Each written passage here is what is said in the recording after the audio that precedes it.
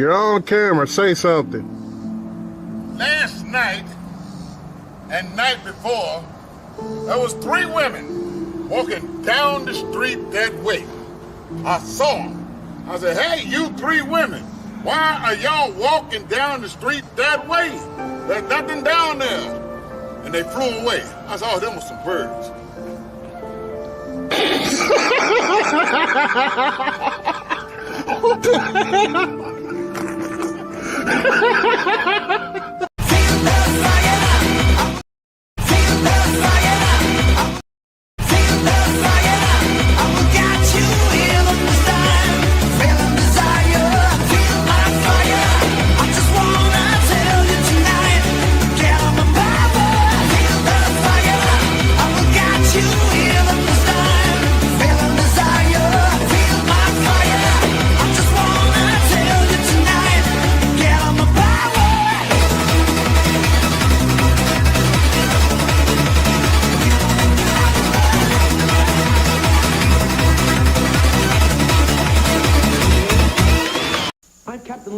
Talking about drugs. Kids, don't be afraid to say no. Anyone that asks you to use drugs is not your friend. Drugs can and will kill. Remember, don't be afraid to turn to your priest, your rabbi, your minister, your moms, your dads, your teachers, because drugs can kill.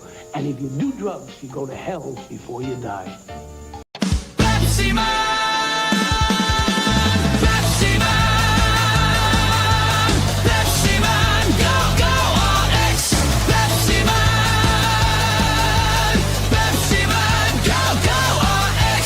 Pepsi Man! Pepsi, Pepsi! Pepsi Man! RX! And kneel and be amazed at the touch of the black man. Ooh. I bring life.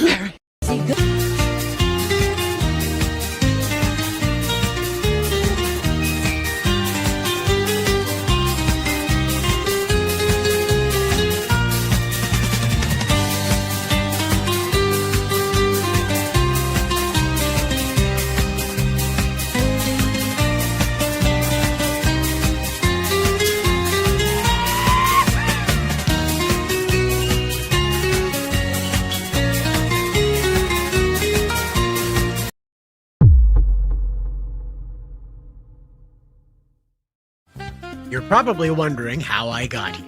Well, it all started with me saying, I gotta know, is it real? Is Planet Gatorade really real? Is it really, really real? So I took a Gatorade rocket out into the... Yeah, no, there's no Gatorade pun there. I literally traveled through space inside of a Gatorade rocket, and it was going great until we started going way too fast, and, you know... With Gatorade, speed control is a little difficult, and so off we went, and I crash-landed. You know, I crash-landed. I mean, come on, like, look, I obviously, like, you know, it's in one piece, nobody died. Nobody died. And that's how I met Coolia Blue. So there I was on Earth, like, I gotta find Planet Gatorade, because I know there's a beautiful woman there that's waiting for me to steal her heart. And she was like, oh, Cider, you're so brave coming all the way across the galaxy to be my boyfriend. And I was like, yeah, that's exactly why I'm here. And it worked. Son of a bitch, it worked. I'm still in the copyright defensible Megazord. Man, that's the last time I marinate chicken in Gatorade.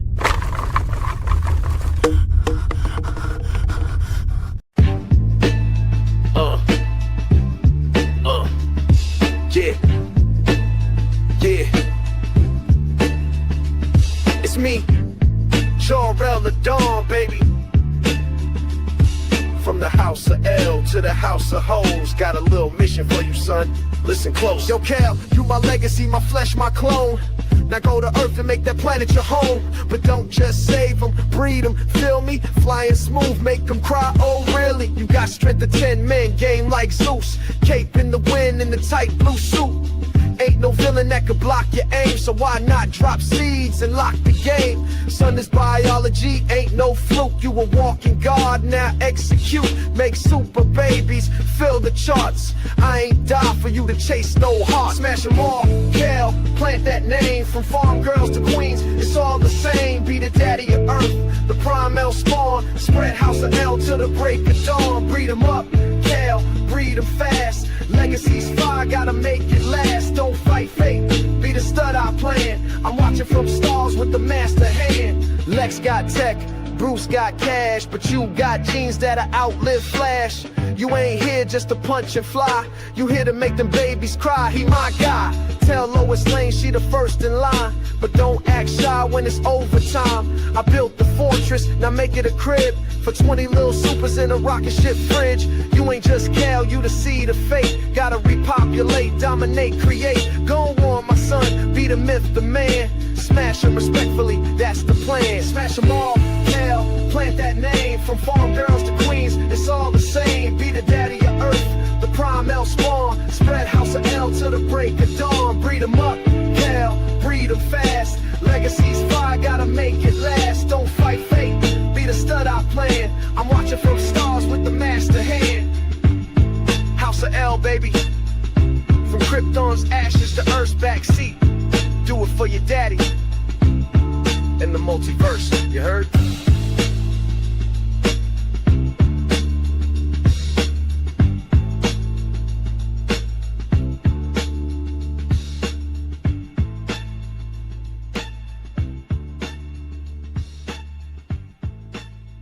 Have you or a loved one been injured in a Moon Witch-related monster battle? You may be entitled to compensation.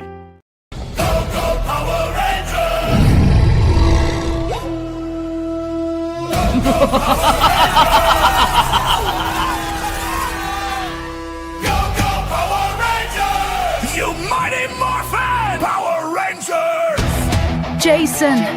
Jason, my love, return to me. Urvakita is under attack.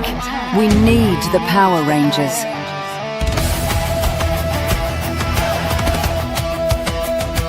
We need Thunder Zord power! Now!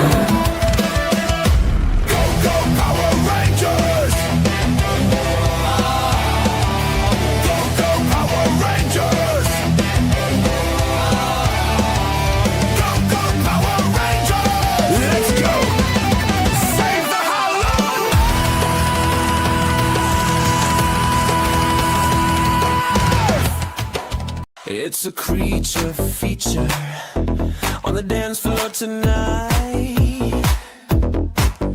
Better move your body, 'cause the shadows bite.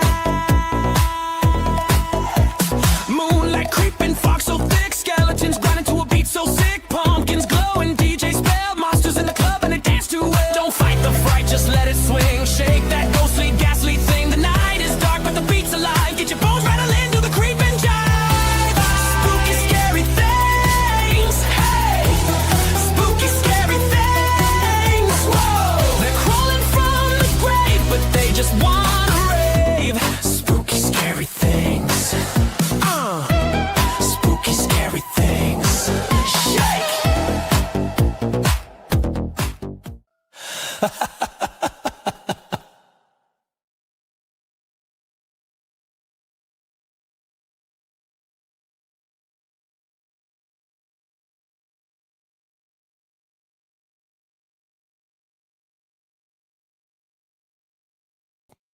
I did not add myself to the stream. I was going through the entire intro and I looked over and I was like, son of a bitch, I'm not even on screen. Here to help me go through this painful realization is the lovely Miss Nerdigans. Hi, Cider and Bounding audience. There's a lot of stuff that's happening around the world, and hopefully you're not going to get censored. Oh, of course we will. Don't worry about it. But speaking of things happening around the world, I'd like to take a trip back down memory lane. This is a fun little video that went around Facebook forever a few years ago. Oh no. Oh no, he's breaking leaves. Oh no, he's playing in the leaves. He's just relaxing. menacingly. Enjoying a book? Mm-hmm. Wait a minute. You're in the wrong movie.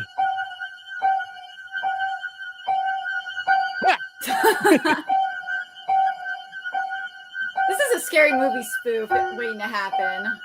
Yeah. Playing cards. Dude, this needs to be a scary movie.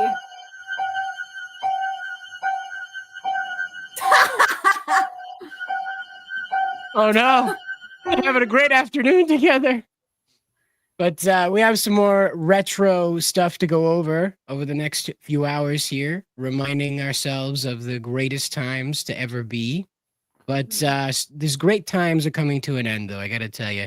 Your Samsung refrigerator, your $1,800 plus Samsung refrigerator will now be playing ads for you.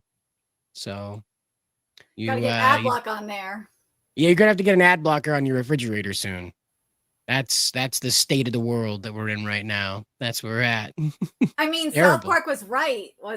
Remember the end of serialization and everything is an ad?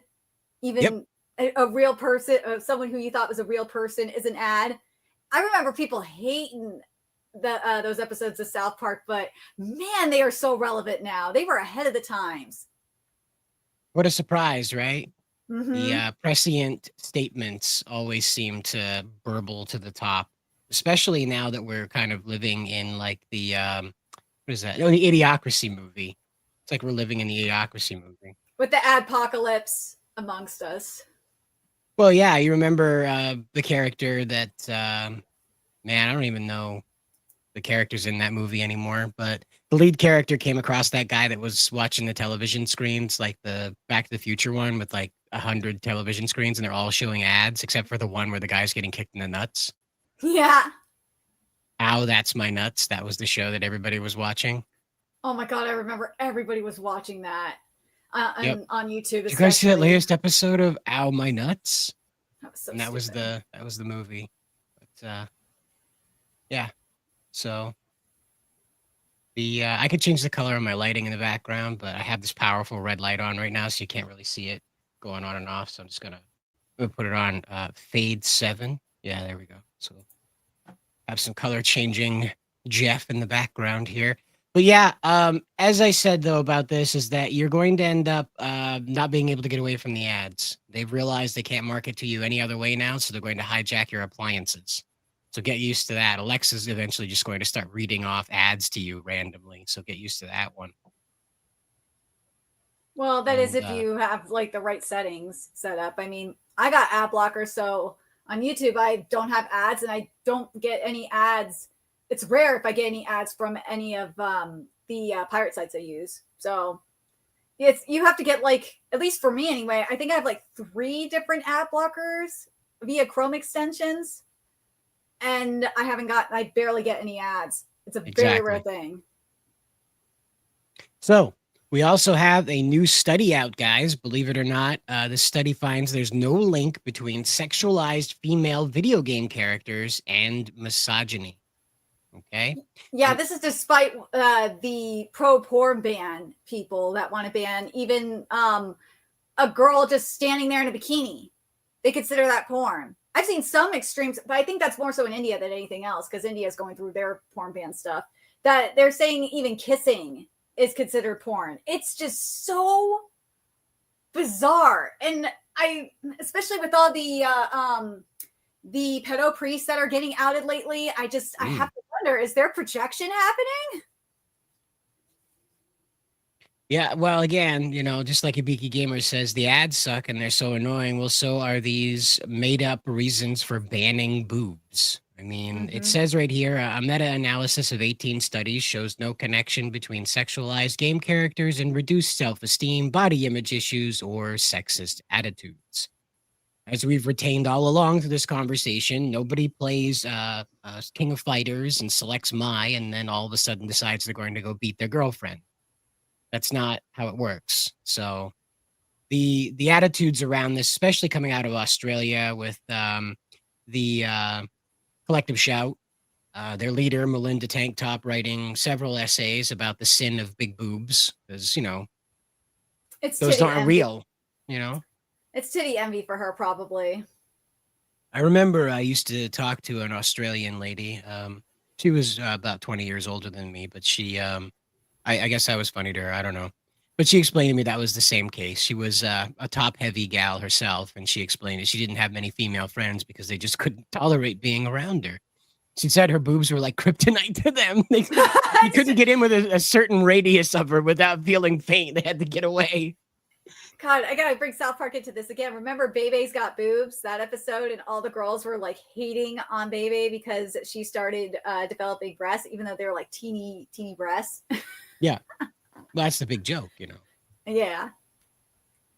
But speaking of developing, we do want to bring your attention to the Code Geass 20th anniversary project that launched.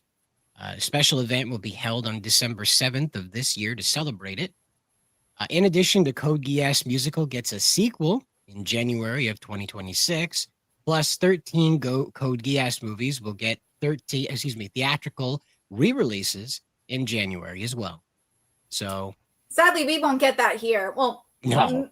Maybe, you know what? I'm going to say this. I think times have been changing since Sony took control of the international theatrical releases. I mean, look at Kimetsu no Yaiba and aka Demon Slayer, and look at Chainsaw Man with the popcorn buckets and stuff coming out. It's like, yeah, I think times are changing. I do. I think Sony, I know Toho said they realized it too, but they're not putting their money where their mouth is, because G-Kids only get the G-Kids anime movies, which Toho bought G-Kids. They only get like maybe 1 or 2 day releases or theatrical runs. We're seeing with Demon Slayer, and we're probably going to see this with Chainsaw Man as well. They're having like multiple screenings a day. It's been going on for like 2 weeks at least, and it got an IMAX release.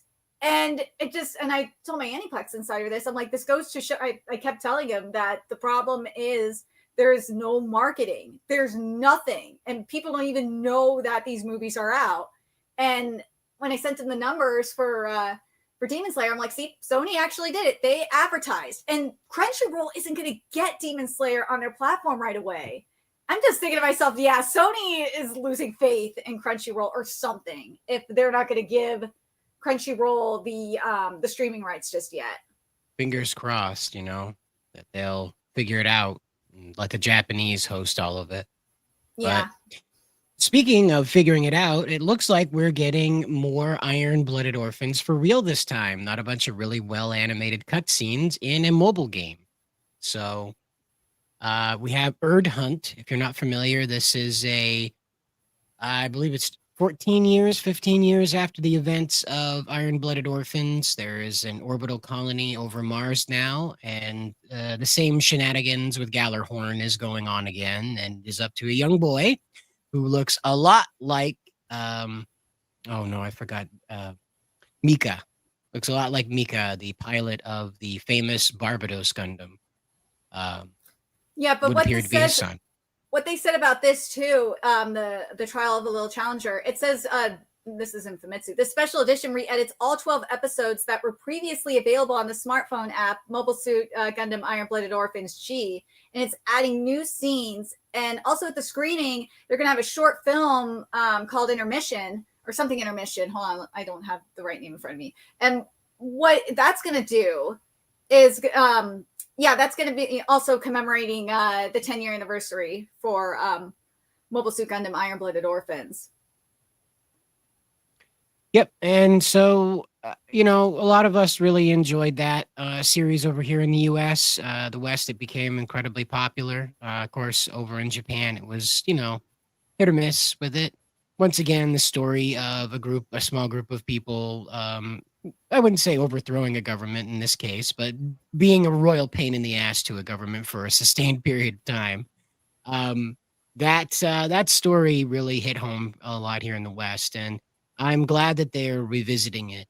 I hope that they'll have the balls to revisit Gundam Wing and do more with that in some point. I'm not really sure. I guess Gundam Wing is very weak in Japan, and that is why it doesn't do much more than acknowledge itself, Yeah. So who knows? We'll find out. I think the same fate is for G Gundam as well, is that it's so weak because when Seed came around, like everybody and their brother got a statue and all that jazz.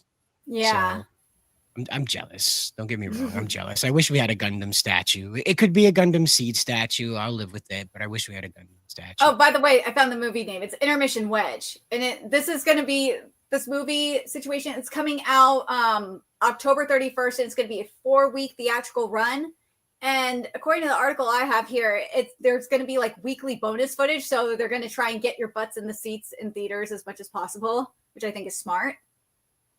All right, so there'll be a lot of return viewers. Well, again, this might come to the US because Gundam's been one of those franchises that has been hit or miss here. Like I said, Gundam Wing did very well, but it was also the first mainstream, Gundam airing. So I don't know. Well, I think there's also this too, and this is why you're going to get people in seats too in Japan, is they're going to have bonuses for attendees. So for one of them is you get a booklet with an original manga by character designer Ito Yu. And it says this, if you read it, you'll find an episode that will make Intermission Kasabi or Intermission Wedge even more enjoyable. I don't believe that. Well, that's what it says here. Well, again, it's one of those things where this disjointed effort to tie all this together, I feel like they're experimenting. Yeah. Like they're trying to feel out if there's more story, the audience wants more story of Iron-Blooded Orphans, or if they're, because I think they're still freaked out after Witch from Mercury.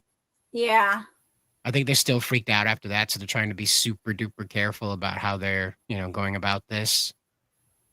And I don't know, good or bad. I think it'll be a smart decision here for the West. And like I said, you might see the theaters pick it up. Who knows? It just depends. Global Suit Gundam Seed came out in Freedom came out in the US. It was barely marketed, but it still came out. Well, speaking of coming out, we do have Burger King Japan announcing a collaboration with Kagurabachi. Yeah, Kagurabachi is going wild. It got an appearance in the New York Times as well. Yesterday's New York Times. It's freaking sick. But yeah, this manga does not even have an anime yet. And it's going bonkers. I'm worried about the mangaka though, because past couple of weeks there's been a lot of unfinished art. And usually there's either a deadline issue or a health related issue. And 9 times out of 10 is a health related issue. But yeah, it looks so sick, doesn't it? Yeah. Hard to read, but yeah. They're definitely trying to make a statement here. I'm not sure why you'd waste your time with the New York Times, though. I don't know anybody under 60 that reads that. Well, New York Times is still popular worldwide. It's people. I think it's better because it's the international edition. Oh, all right. Yeah. So it's not so shitty. No, it's not. Yeah. If you read the international New York Times, I follow them on Twitter too. They have a lot of really good info on global politics. It's just the domestic side here. It's just, I don't know. It's just weird. It's too political. Yeah. Well, again, it's everything.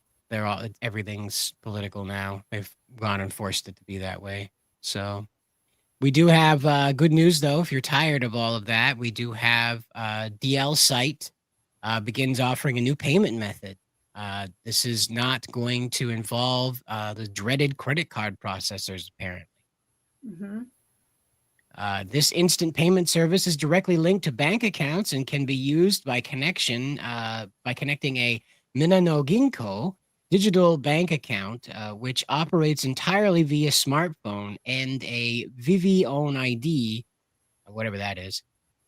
A special campaign to celebrate the service launch is also currently underway. So this is for Japanese users? Yes. Okay. So yeah, this is specifically for Japanese users. And I think it is a smart thing to do to try and get around Visa and MasterCard. And I think you got to be really careful with this kind of stuff, though, if you're using your direct bank account for this. Sure. this is one of those instances where if they slip up at all in security, that's everybody's bank account information finding its way onto the Wild Blue Yonder. So Yeah. we do want to say hello to everybody in the chat, though. Got a few people hanging around here. We appreciate you coming through here on a Monday night. Thanks for coming through. We have Hibiki Gamer here. He says, Happy Halloween. We appreciate. Oh, Smitty's video recommended us. We appreciate that. All right. I love Smitty's content. Guy's hilarious. Wish I could figure out how to make hockey that interesting. Oh, excuse me, video game hockey. So,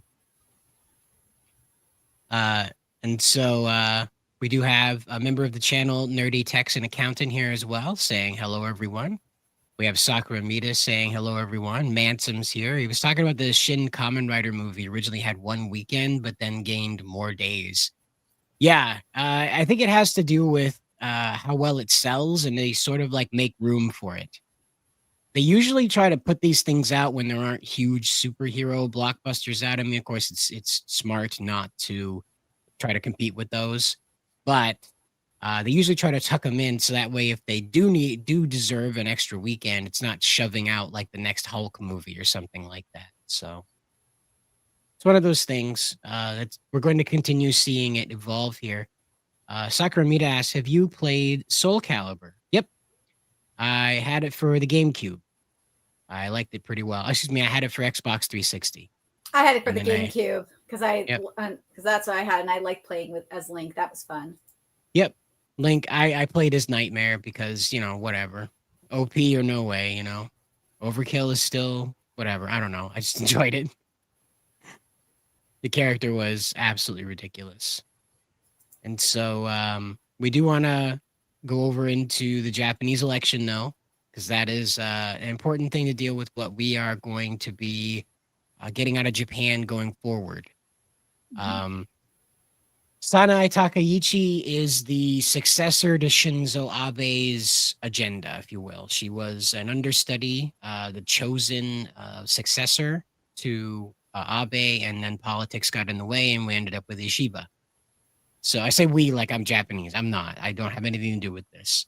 So Miss Takaichi is right of center.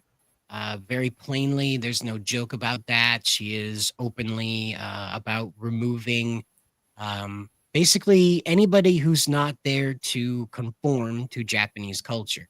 She spoke today that she was going to remove people who are culturally incompatible, and noted the people shouting for Sharia law will be among those who are escorted out of Japan. Which is smart. So absolutely. You don't want people running around preaching for a sub-government, a separatist civilization within your own. You don't want that at all. And that's, we have to deal with that because our form of government is so bass-ackwards at the moment. But speaking of things that we normally don't hear about, though, is that Miss Takaichi is a rock star. I got quoted in a couple things here. I got to go find it because I didn't know that. There it is. She's a rock star. She used to be a drummer in a band, but she also, as part of her election campaign this last time around, sang Rusty Nail for a karaoke show in Japan. Prime Minister of Japan. That's awesome. But wait.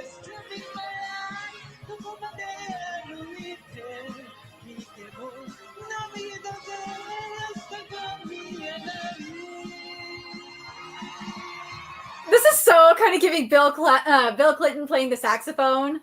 Absolutely.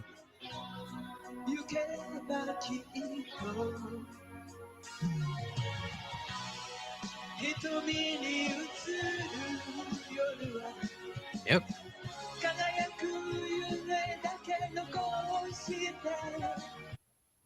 And again, like, she is a rock star. She's a real deal rock star in a rock band.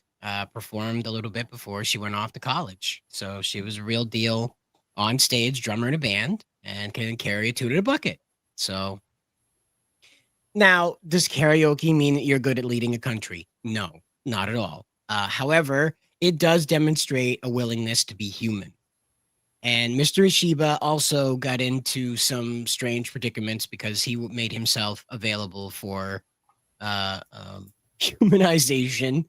I will never quite understand why Mr. Ishiba decided it was a good idea to take the action figure museum's offer to wear a Majin Buu cosplay at the announcement of the opening of the action figure museum. So they asked as like sort of like trying to get his goat, and he said, sure, I'll wear that without a hesitation.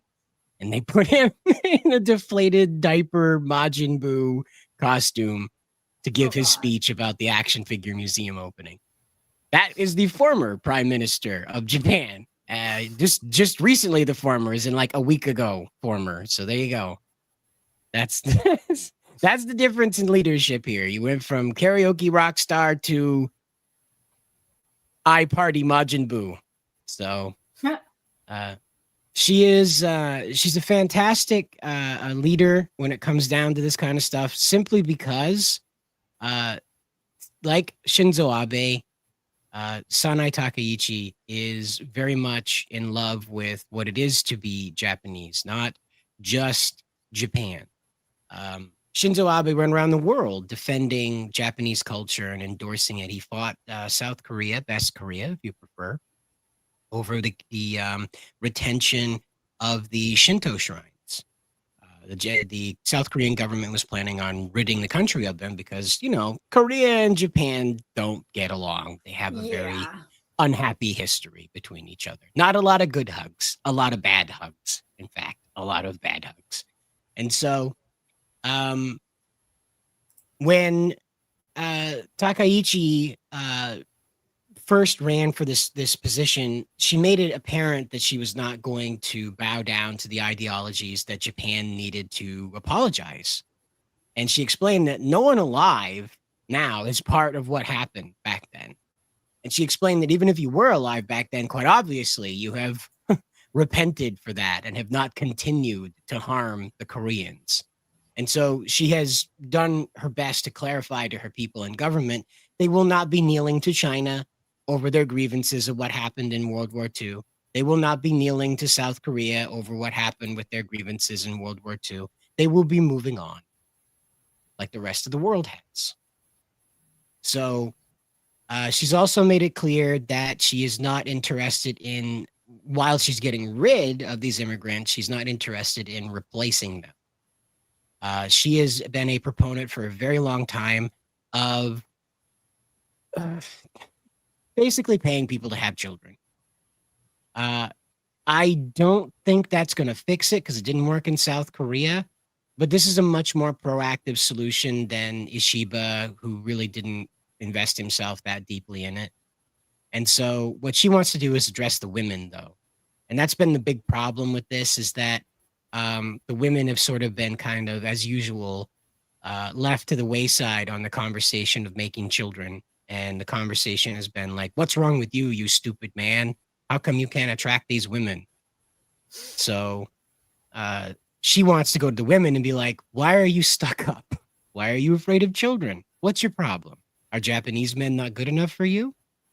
And that's how she wants to approach this, is to give the women the attention this time, as opposed to trying to browbeat the men into compliance with the problem with society. So she also wants to automate. She's a fan of automation. So I think she's going to end up being a really good candidate here. We do have Alpha Omega here saying, let's not glaze Abe too much. He was the one who gave the go-ahead to let the Kurds in and didn't kick them out when he was prime minister twice, when he knew they fudged their refugee statuses. I think what went on with that, and I'm not going to forgive him for that one, like it's not going to be like one of those wiped off things, but I think what went on with that one was it was international pressure. Yeah, I agree with that. Because the Kurds were in deep shit in They New were. Iraq, They still are. I mean, if you look at like I followed this like over a decade ago, mind you, but in Turkey, Erdogan straight up is killing them, he's sending his soldiers in where the Kurds are, like I think it was like every night or something like that at the time. I don't know if he's still doing that, but yeah, like it was a pretty aggressive campaign. Yeah, he gave permission to the soldiers to like take out the Kurds. So And so the Kurds were also among the first attacked when ISIS was doing their thing. yep. So I don't think that Japan should have been the one to catch them. Don't get me wrong, but I have a feeling that that's what Abe's but what was like submission was about there is that there was international pressure that did it. Because I don't hear anything in his speeches that are like the Kurds are people that belong here. He's just sort of like, mm-hmm. Mm. I mean, they do take in refugees from like Myanmar who's been going through like a genocide, an actual genocide since 2020, I believe. Something like that. It started with that lady. She was doing yoga, and then all those military vehicles went off into the palace behind her.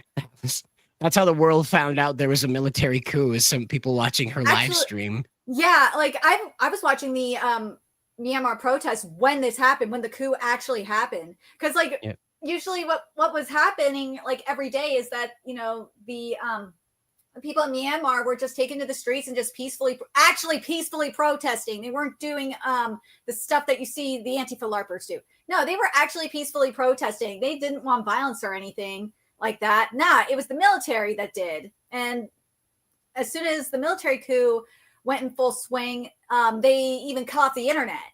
So that's why we don't see Ukrainians. Really?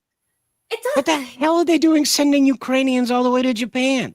That's not a refugee thing. Gosh, can you imagine?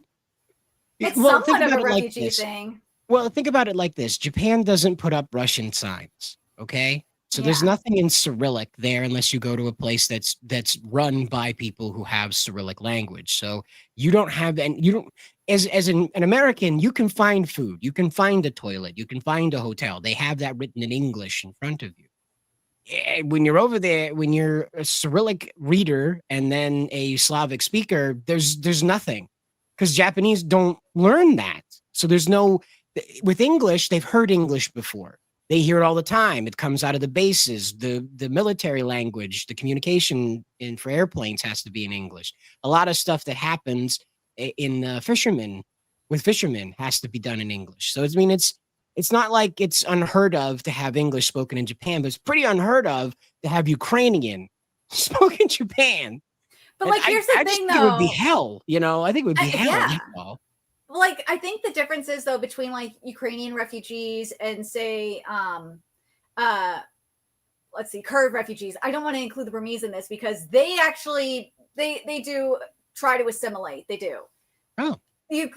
Because for numerous reasons, but yeah, Ukrainians would compared to Kurds, they're a lot more compatible with Japanese culture than say third world country like in the Middle East.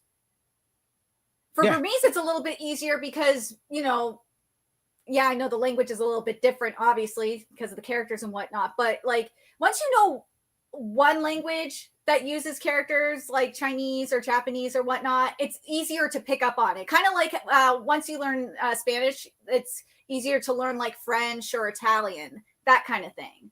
Right. That's what I'm thinking about, these people from Myanmar coming over. Because again, like in that region, Japan's been dominant in media for 70 odd years or more.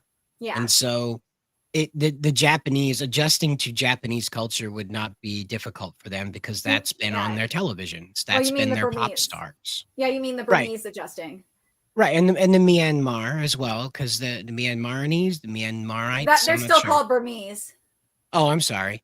Yeah, those people, they would adjust better than a Ukrainian, you know, and certainly better than a Chinese. Now, you'd be surprised. Chinese, there's a lot of Chinese people in Japan. Yes, and that needs to be undone immediately. It does. I'm not even kidding. Like that is terrifying. Ishiba's solution for their economic woes was to bring more Chinese businessmen over. That's a bad idea. I was like, what do you think's going to happen? They're going to bring more Chinese workers over. And then all of a sudden you got to deal with communists in your government. Because guess who's voting for the communists? The communists that you imported to stilt up your economy. I think it depends. Crazy. I think it depends. Because if you go, like, we're going to talk about Australia. If you look at Australia, like this was in 2020 when I saw this, but I think they're still doing it. Like every Sunday, you'd have Chinese people come out and protest against the CCP.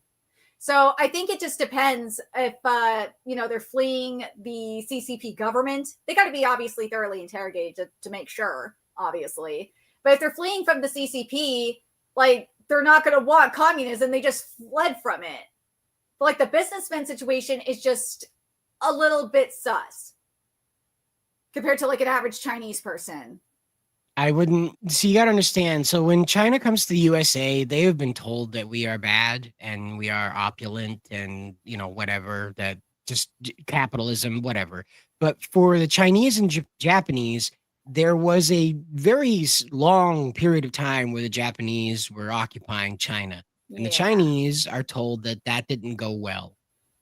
So they're now being weaponized to hate the Japanese. So when you get a Chinese citizen coming over, they're not going to have a good time.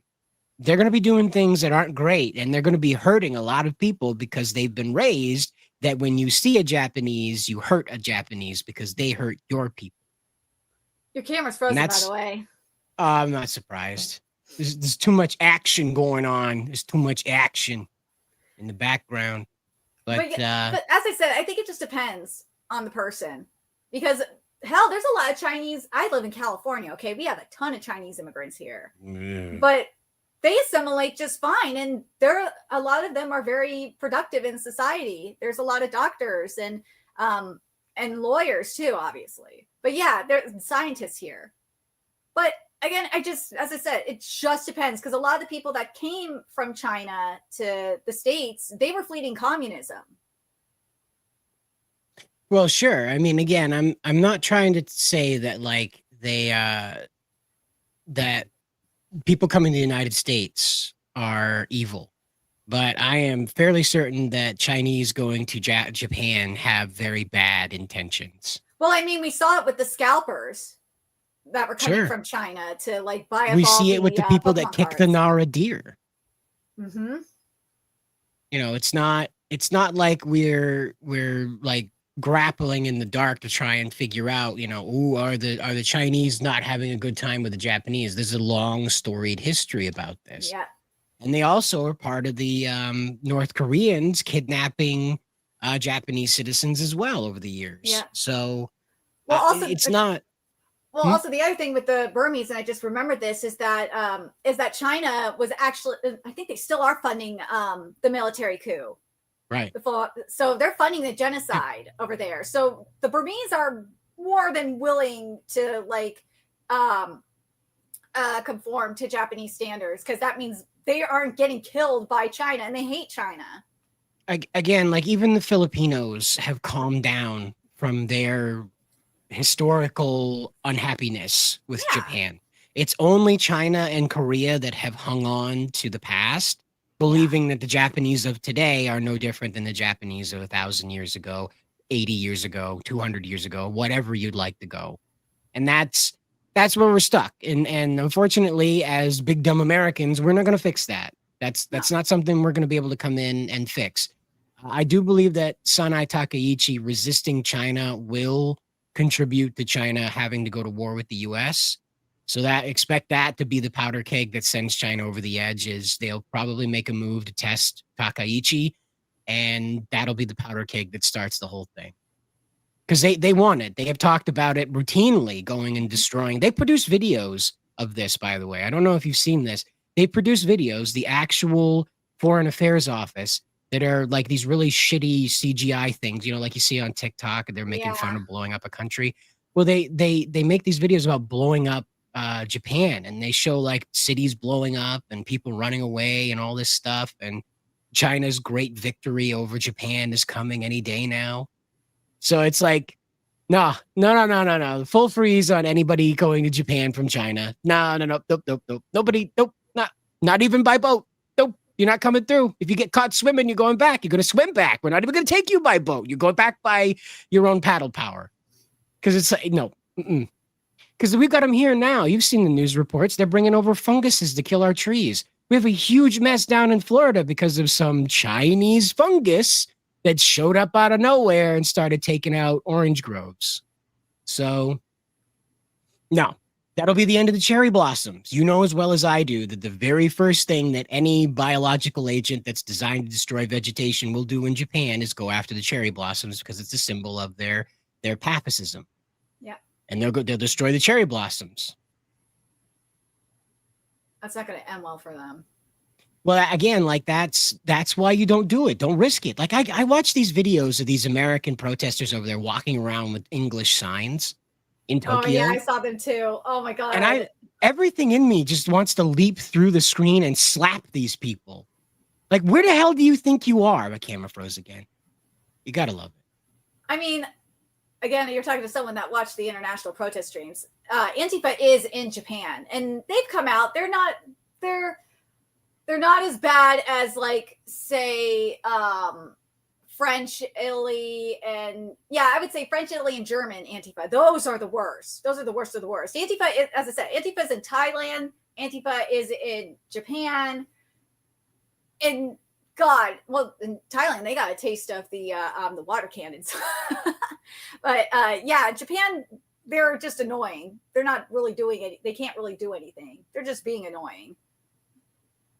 Well, and that's what I'm trying to get at is that, like, the Chinese are pushing this aggression right now from the foreigners because, like, your average day-to-day white guy in Japan is now feeling threatened to the point where he's like, I got to go out here and I got to tell these Sansato guys that I'm not going anywhere and I pay more taxes than they do.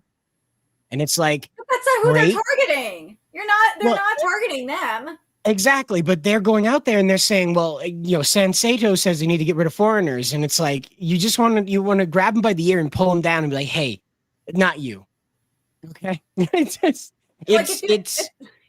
hard to explain, but mostly what Sansato doesn't like are people that aren't from a pro-Japanese mindset, and the majority of people coming to the country are simply there to exploit it. Even the tourists now.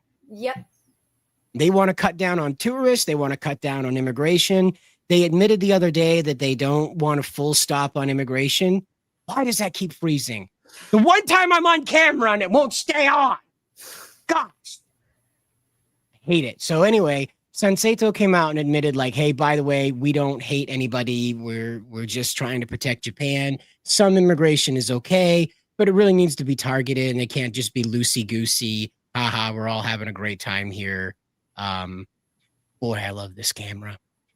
It can't be all fun, loosey-goosey stuff. We gotta make sure that people we're letting in here are here to be part of the Japanese experience and not destroy it. Yeah. And they're just not getting that, fair treatment in the press that, like, LDP gets being the ruling party for 50 years. So the reason why I talk about this is because, and why I talk about it with such, like, passion is because I believe that Japan's relationship with the United States is integral to world peace. It is. I believe that when our nations are in synchronicity, when our cultures are in sync, not just our economies, but when our cultures are in sync, we are able to bring about world peace. It's just a symbol that the world will be at peace. And so hopefully Miss Takaichi, at least in the Western world anyway, you're not going to get anything like in, like, maybe even developing nations. I'll be generous, but not in third world countries. You're not going to get that. Well, most of the time, major conflicts, let's put it that way. Yeah. We aren't dealing with major conflicts or brewing major conflicts when Japan and the US are allied. It even kept the Cold War comfortable. It was pretty yucky for a while there, but Japan's involvement made sure that Russia was not going to try anything from the Western angle. They were going to have to be super sneaky because Japan was right there to watch what they were doing. And historically, the Soviets and the Japanese have not had a great time. So, well, Russia in general, they have not had a great time. Well, pattern of behavior.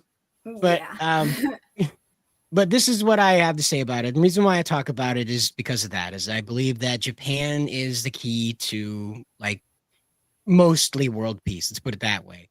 Not that the USA doesn't have any role to play in that. It's just that the USA and Japan, when we are in synchronization, when our cultures are working well together, we produce not just media, but an attitude for the rest of the world to follow. Yeah. And all of my studies about since Japan started talking with the USA way back when we went way up into their harbor and demanded their emperor travel 3 days to receive a letter from our president that just said hello. It was a big long letter, but it didn't say anything other than hello. And that's all it really said. He had to travel 3 days to receive it. So the whole experience from that point forward, though, every time that our cultures were lined up perfectly, there was a peace in the world. And I think that, Miss Takaichi is a step toward that. She may not be the complete bridge, but she's a step toward it, because Japan's not feeling really Japan-y anymore, kind of like how the US isn't feeling too US-y anymore.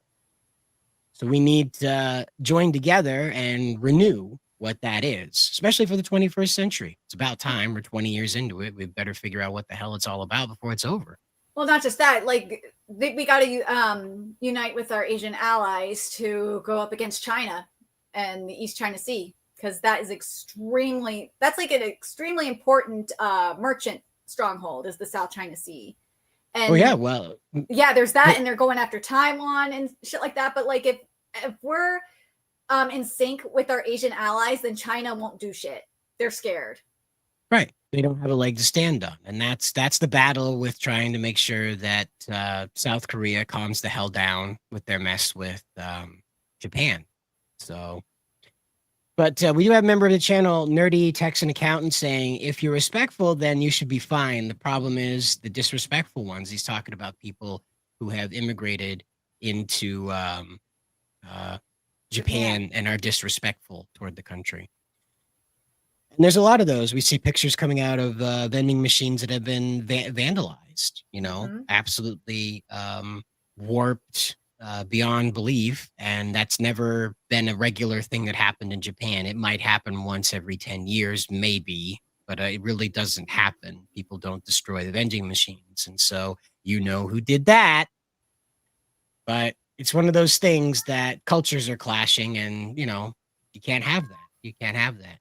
Hibiki Gamer correctly points out that, California is the worst. And I'd say Oregon and Washington State are worse.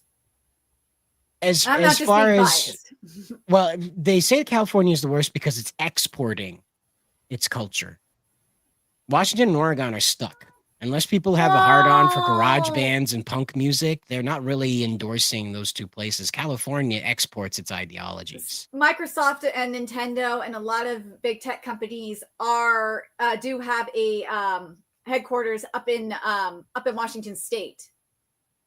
I think a good chunk of I know Amazon might be leaving, but I mean, you got Amazon, you got Nintendo of America, you got Microsoft. I think Sony has a HQ up there too, if I remember correctly. And the area I'm thinking of is it Redmond? I think so. I think that's what it is, which is outside of Seattle. Starbucks is there. Starbucks is having problems, and Antifa does not like Starbucks. If you know it, if you know, like every night during the 2021 protests, you would see Antifa just like destroy every Starbucks they see. Because they see Starbucks as a symbol of capitalism. And then by day, they're in line to get their coffee. Some of them are working there. Yeah, what do you know? What a surprise. Hey, don't destroy my workplace. This is how I pay my tuition. Alpha Omega says, the U.S. is rotted. There's no saving what we've become. That's just it, is that, like, if you pay attention to the alphas, the ones that aren't on TikTok, the ones that are out having conversations on X and Facebook, they seem to be the type that will self-educate. Yeah. They seem the type. I wouldn't say all of them are, but the bigger chunk of them will self-educate than the Zoomers, and certainly more than the millennials. So I would say the generation after the alphas, God forbid we call them the betas. God, I think that's going to be the case. It's going to be betas. But the betas, those kids will probably be the ones that'll come out of this and just have no tolerance for the nonsense whatsoever, and that'll that'll set things right. That's another 20 years away, though. So I wouldn't hold your breath, but for Vietnam, they're a communist country, and it's hard for me to say anything positive about them. I don't hate the people there, just same as I don't hate the Chinese people themselves. Their government does things to them and to their mindset that I don't like, but those people aren't evil at the core. Same thing with the Vietnamese people. Their government is shady as fuck. Not that mine isn't, but communist governments give me the heebie-jeebies more so than, I don't know, oligarchies, whatever we are now. Yeah. The Vietnamese are a lot more productive, and that's why, and also they hate their government that much that they fled. They fled Vietnam. A good chunk of them fled Vietnam during the Vietnamese War, or the Vietnam War. And then I've seen stories where more people have fled into the U.S. I don't think I've seen as many go to Japan, but yeah, they don't like their country. They have a legitimate reason to leave, and unlike, say, certain people from the Middle East, they are a lot more productive. They set up businesses here, they contribute to taxes and all that. Sure. And yes, I would say that I know the Chinese mafia does some really shady crap. I don't know if Vietnam has the Vietnamese.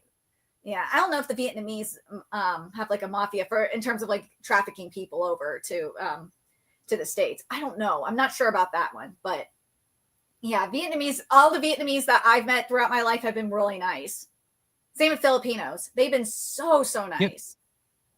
Yeah, I did a lot of for my family's company. I did a lot of merchant marine transportation, and majority of them were Indonesian and Filipino, and very gentle people, very soft spoken. I didn't know many of them to be loud even. So, but again, I don't know them on their home turf. I don't know how they behave in their own countries. I only know that when they're in another country and the risk of being arrested is much higher than when it is at home, they are very cautious with what they do. One guy I ended up like bonding with because he was working on a steam pipe, and the wrench let go and it came back and it popped his eye out of his eye socket. Oh. And so he had to like hold his eyeball, and I had to drive him like half an hour from where the ship was to the hospital. And he didn't speak a lick of English. So I stayed with him throughout the whole affair until they got his eyeball, reasserted into him. And I didn't translate. He just gestured and gave me facial expressions, and I did my best to interpret what that was, and it worked well enough. So he was known as Muck Muck, was his nickname, was Muck Muck. And he became like my spirit animal. Like every time we were around, we all, he says, "You saved my life." I was like, your eyeball came out, man. It was fine. The worst that would happen is you ended up with a black eye. Don't, we have the technology here in the USA to fix that. So I didn't save your life. I just made sure the doctors understood you were uncomfortable. That's all. They could tell, but they wanted to hear it from you. So that's all I did, was just make sure that we understood each other. So, but yeah. We have Alpha Omega saying Vietnamese keep getting arrested for copper theft in Japan, straight up stripping abandoned houses of their wire and plumbing overnight. It sounds like what we deal with in the States. Well, especially like in Los Angeles is a really good example of it, where the hobos are stealing copper wire. And I know that something that at least California has done is switch from copper to tin, I believe, for wiring, because tin is a lot cheaper. So there's no reason for them to steal it.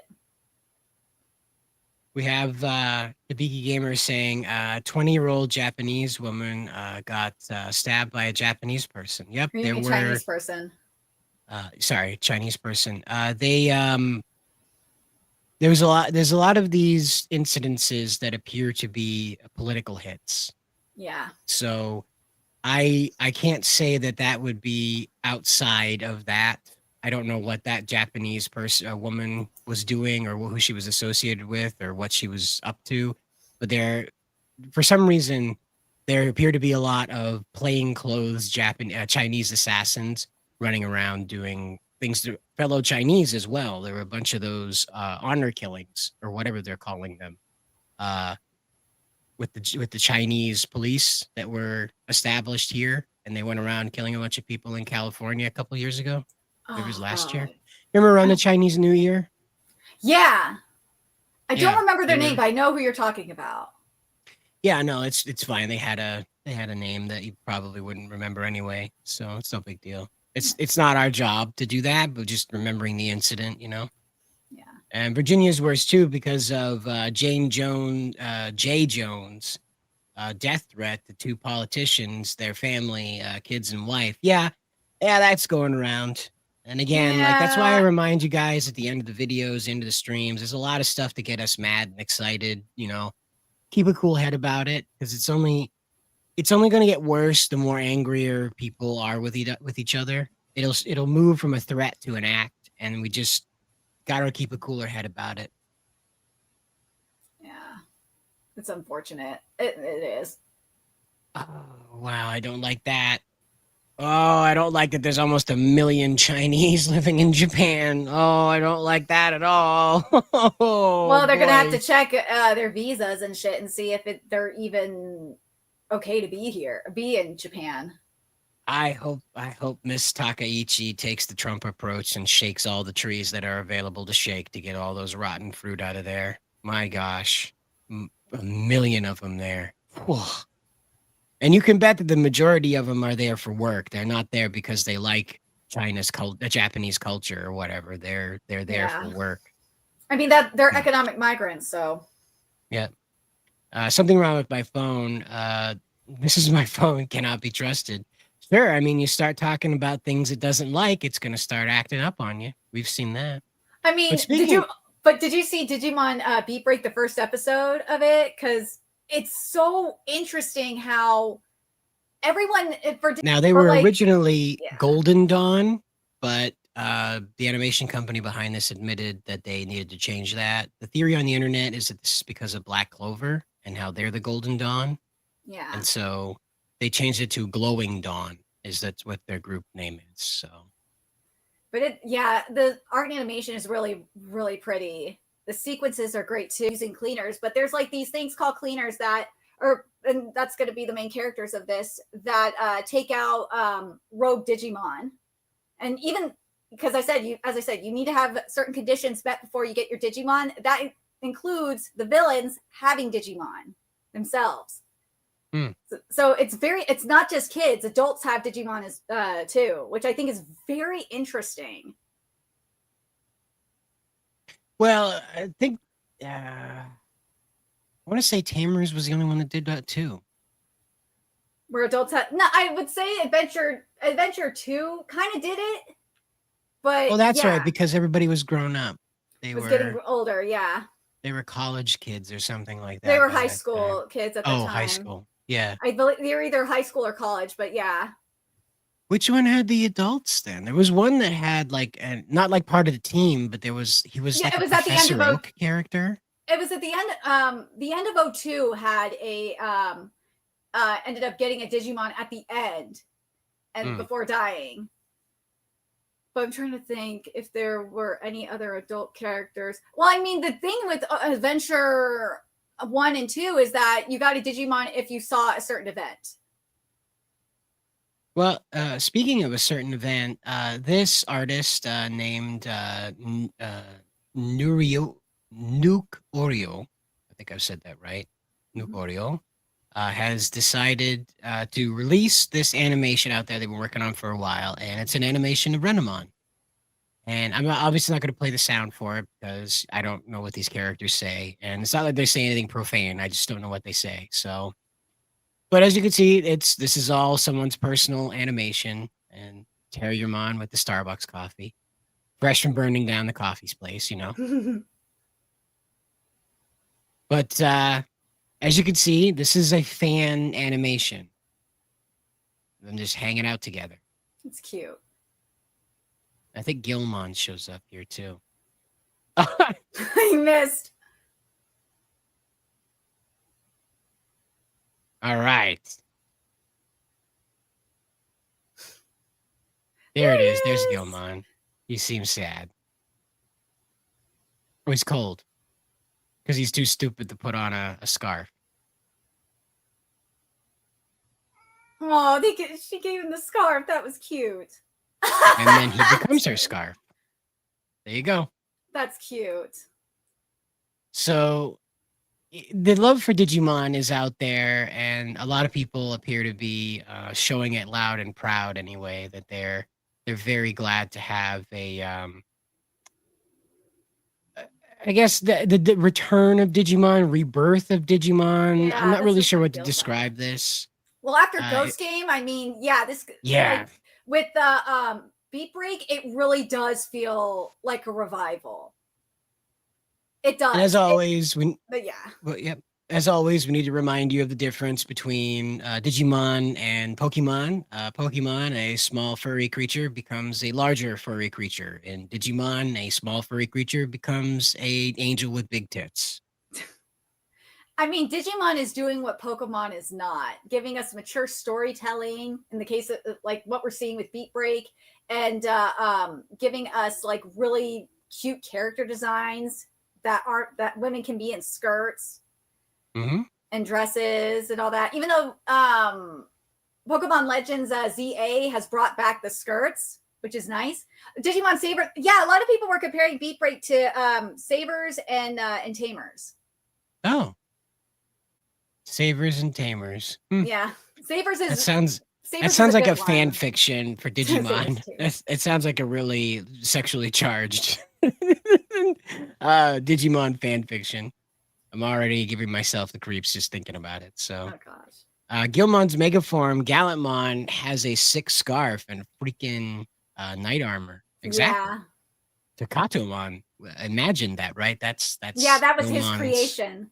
Yeah. Yeah, that's with this again is why I compare Beat Break to Tamers, is that for part of at least for Takato's condition, he drew Guillemon, invented Guillemon, and it got scanned into the Digivice and became an actual Digimon. Oh, Data Squad had young adults. That's right. So I guess this more adult angled Digimon is something that people have wanted for a while, and they're kind of finally fulfilling on that in a meaningful manner. So, and Manson says Pokemon is stagnant, Digimon is digivolving. Yeah.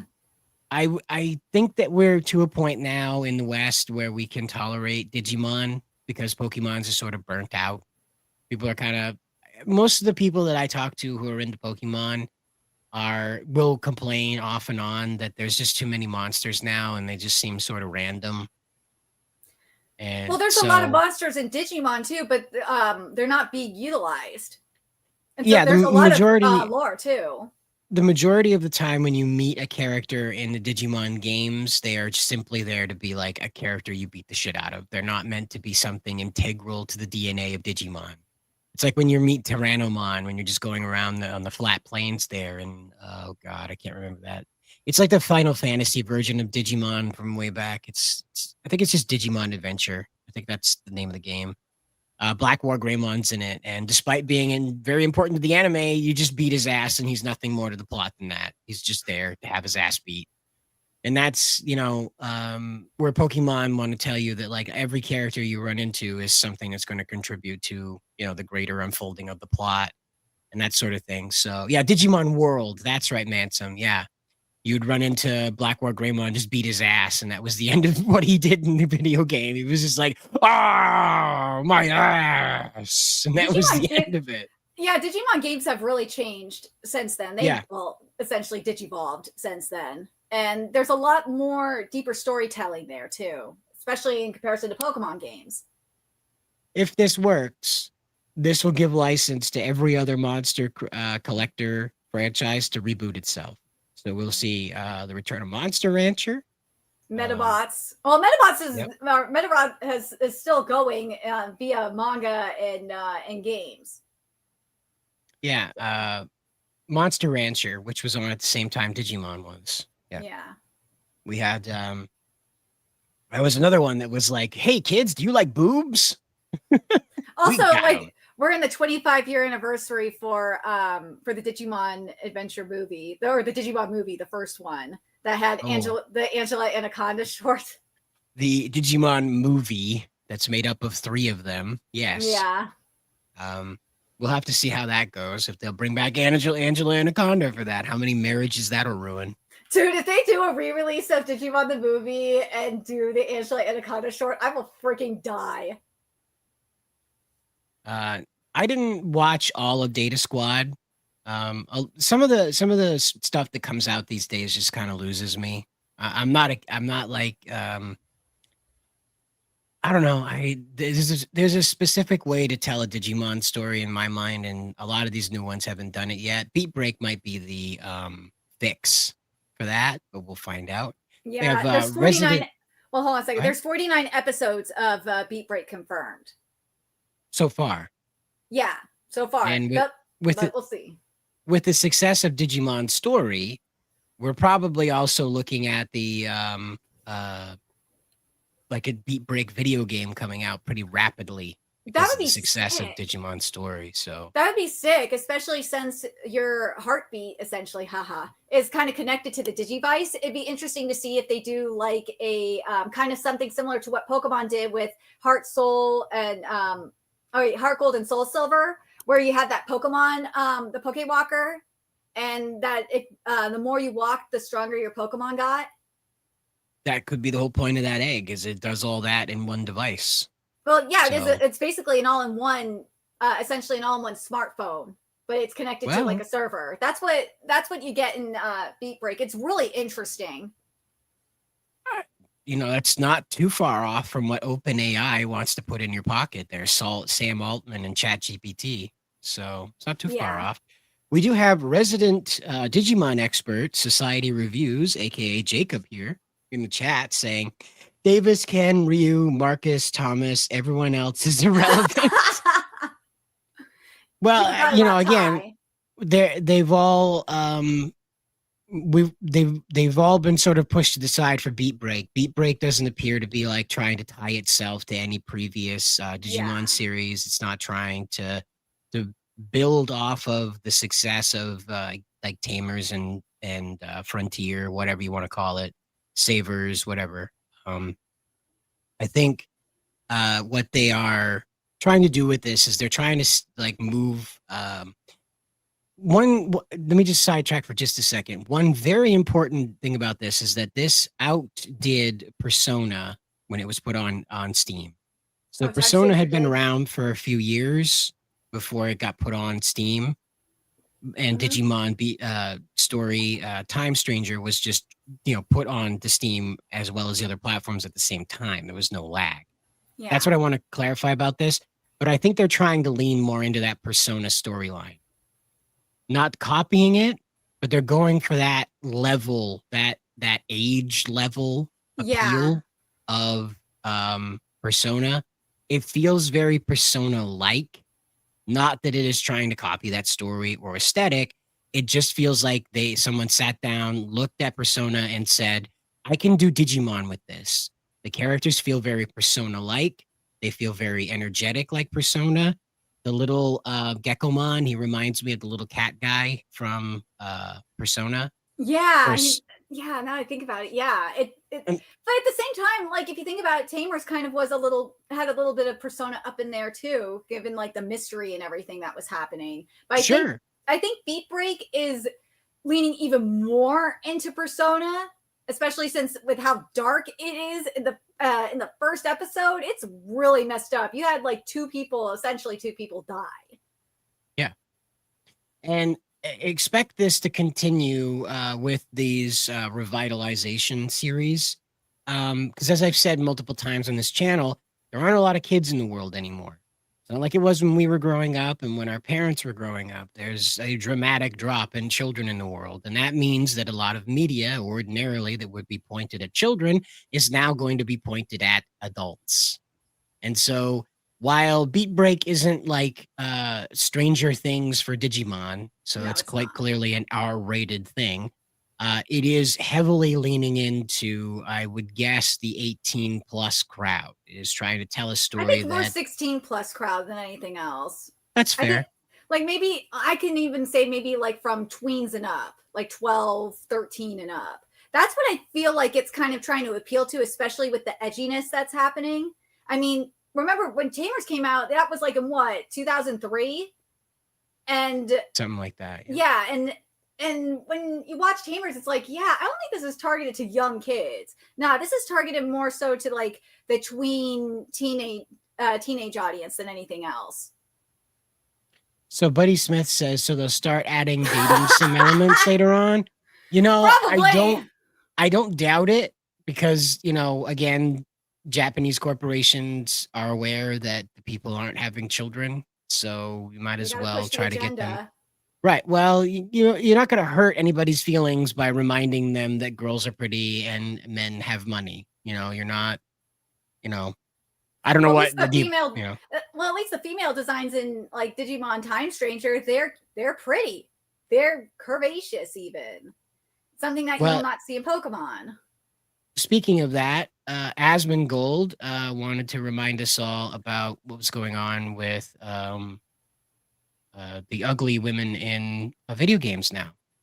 And so here's Pirate Nation posting a quote, and he says, Asmongold thinks no one wants ugly female protagonists, even women. Next time you see one of these girls saying how good this character looks, give them the compliment and tell them that they look like that character. There is no audience benefit to having an ugly female protagonist. I'm sorry. There's not. Nobody wants it. Nobody advocates for it. And if you think that's not true, go ahead and next time you see one of the girls that are talking about how good these characters look, give them a compliment and tell them that they look like this character. You'll see them switch up real quick. You'll get blocked. Yep. Running error of grief. Oh, yeah. We know that the studio will be taking on the sci-fi realm next with Intergalactic: The Heretic Prophet. You look like Lizzo. Yeah, the Lizzo thing. Yeah, exactly. Lizzo's so beautiful. Okay, well, you look like Lizzo. What the fuck's wrong with you? Exactly. Right? No, I don't. And that's a really great strat. When I saw this post, I was like, yeah, that's absolutely right. We should absolutely fight this way. When you see these feminists come out there, these femoid fembots, we want to call them, they come out there and they start preaching like, oh, this is so good. It's representation for uggos or whatever. Just tell them like, yeah, it's great. Character looks just like you.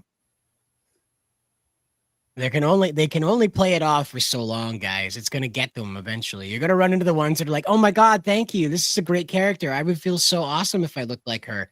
Then hit them with it a couple more times over the next couple of weeks. Oh yeah, they'll change their tune. I just think it depends on the game, because not every female character in a video game's got to be like a blonde bombshell or like a girl with big boobs and big butt. No, it doesn't have to be that way. I mean, look at the girl that was in Doom, in the new Doom game. She still looked somewhat feminine, but fit the actual aesthetic of the game.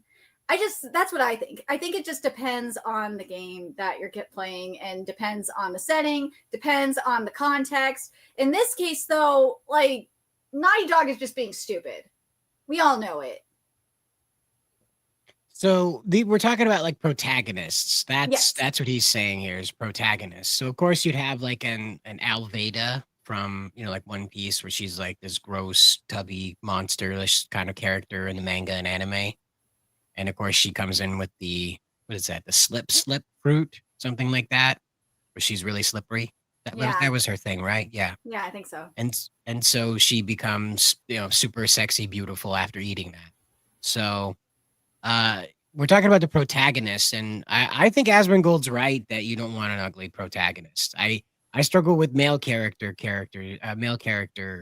video game characters rather, that are just not aesthetically pleasing.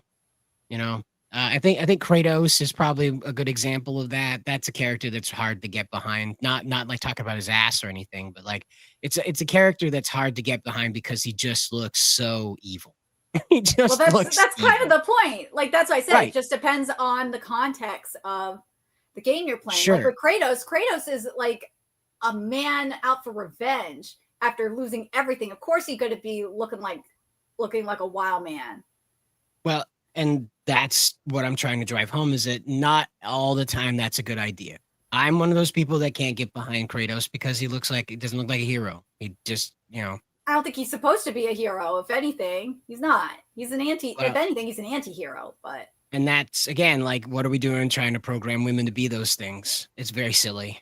So if we're going to do that, we should make sure that this lady's like on a blood rain kind of revenge thing, where you get the nice high thigh belty things where she's throwing knives and things like that, rather than carrying around a 42-inch laser blaster that's thicker than her torso. That's not probably going to work. This is the mistake that they make. They see male character, they go, my female character will do that. Nope. Sorry. This is the problem with Captain Marvel. Captain Marvel does everything a male superhero does, and some other crazy shit too, but mostly what a male superhero does, and that's why it falls flat. Nobody wants to see a woman act like a man. They just don't want that. They want tough women, like we got with Alien there with the character Sigourney Weaver plays. Ripley. You got that with Ripley. You get that with anime characters all the time. You get these buxom, beautiful women that are just completely unstoppable. Tsunade. Take a look at Tsunade. And I think that's what the point about this conversation is ultimately, is that if you're going to make an ugly female character, she ought to be a villain. That evil makes you ugly, the way that the Sith are always like physically warped for joining the dark side. Being an evil person should corrupt your physical being. It's fiction. We should work to establish that. We don't have to say that all fat people are ugly and all fat people are ugly and evil. We don't have to do that. But Alveda is a fat, ugly woman, and she happens to be evil at the same time. And this completes our mindset that evil corrupts your body, your everything. Well, Fakov kind of defeats that argument, because Fakov is a hero, and once he burns off calories, he becomes skinny. But because fat is essentially his power, so to speak. He's powered by fat. He walks around with a loaded gun. Yeah. That's all his fat is a loaded gun. It's not the same as and he's not even fat. He's just a big cannonball guy. He's not fat as in obese. There's no hanging flesh. He's like somebody stuck a tube up his butt and inflated him. He's more balloon than he is fat, and he should be balloon gum. He's not actually fat in the sense of like an obese character would be. There's no hanging fat. There's no man boobs. He's just quite literally blown up, like cartoon style. So, and that's where I would draw the line, because Alveda is like fat. She's fat rolls. We see that her clothes get trapped in there. I think the little pink-haired guy that was her underling almost got squished by her fat rolls once. So I don't think it helps anything to have a good character look like shit. Look like who is the so famous, like that Star Wars protagonist girl, Kid Buttring, whatever her name is. That Star Wars Outlaws character. Oh yeah, I know who you're talking about. I don't remember her name. That's how forgettable it is. She just looks awful. You don't want to remember that character. You don't want to be around her. There may be a woman in real life that looks like her and dresses like her, and she might be a lovely lady, but you don't want to be that. That's the problem. You're playing a fantasy like that. Bingo. You're trying to be immersed into a series. But as I said, I just think it depends. It's a case by case basis. Depends on the kind of game you're trying to make, or manga, or movie, or anime, whatever. It just depends. Because if it doesn't fit within the context of the story you're trying to tell, then it's going to look out of place. It's going to look like a sore thumb. Stick out like a sore thumb. Eve's story isn't about being a sexy woman with big boobs and a big butt. Neither is Bayonetta's story about that, but that's integral to how we show them. So I don't know. What I'm trying to get at is we've had enough of it. Let's put it that way. We've had enough of the exploration into Uggos being the good guys. Let's go back to our Adonis and Venus-like heroes and heroines again for a little while. Pretend that good people are, pretty and bad people are ugly. Let's just do that. And then that way we reward ourselves and we look in the mirror and we say, I look like a hero today, I like a good-looking villain, though. Villains are the most fun to write. I mean, Well, sure, lot they of get to do villains in everything you're anime- not allowed to do. well, yeah, and you have the femme fatales that look hot and they're evil. You got good and evil is extremely subjective, but you know what I mean. And then Sure. you got characters like vampires. Vampires are inherently sexy, and they're still villains. It's weird that's the one that made it through. I mean, the other one obviously is having sex with a man dog, so I understand how that's not as sexy as just a fanged human. But Yeah. Well, the furries like it though. yeah, well, it's very strange, and of course, what were the options, right? What were you going? A zombie, a ghoul? What were the options? I don't know. I'm just at a point now where I don't want to hear about this character who was turned evil. It's like Rita Repulsa in Power Rangers is constantly being rebooted as like her father destroyed her life. She was an innocent child. Women can do no wrong anymore. You're talking about a sympathetic villain. Well, not only that, but they're ugly on top of it, and they're not a villain in this story anymore. It's like how they present the Fable characters. That ugly Fable character lady looked like hell. She's not a villain. She's the protagonist, and she looks like hell and acts like hell. And so, when we do our escapism, I think we've had enough gray area for a little while. We probably ought to go back to Pac-Man eating the ghosts. If you get my drift on the metaphor scale. Well, here's the thing, though. The problem is with the West is they are not doing the gray area correctly. Like, because I read a lot of series / cover a lot of series that have that gray area, and it's written very well. It's written correctly. And it doesn't make you feel like it's like, oh, like this is random as hell. No, it actually makes sense for the character. Or there's the character, like it's better than having a character being evil for the sake of being evil. Like if there's even if there's evil, evil with a purpose is the better way of going about it. Like great example of this is Kyo and Juchika Doroken, and he is the worst POS you have ever seen in your life. He has done unspeakable things to people. And the name of curiosity. I'm still pissed that Aruma didn't recognize that, but that's a whole different thing. But he's doing it all in the name of curiosity to see. In the case of Aruma, when everything started, it was to see like how far he could push Aruma before he tries to kill himself. That's how it all started. And, well, it started more so with like a choking game and him being fascinated with death. But like his home background, though, like there was no abuse or anything like that. He just had a twisted sense he's not dead yet. He has a warped sense of what love is and what life is supposed to be, that kind of thing. It just, as I said, it just depends. It depends on how the villain is written. Like you can have a sympathetic backstory for a villain, but it doesn't make the villain less more than being a piece of shit. If that makes sense. Yeah, I don't know if Testify ended up a saint, but you're more than welcome to pray to him. That's for sure. I'm not going to. I don't hate the guy, but I'm not going to be praying to Testify. I think he'd hate that.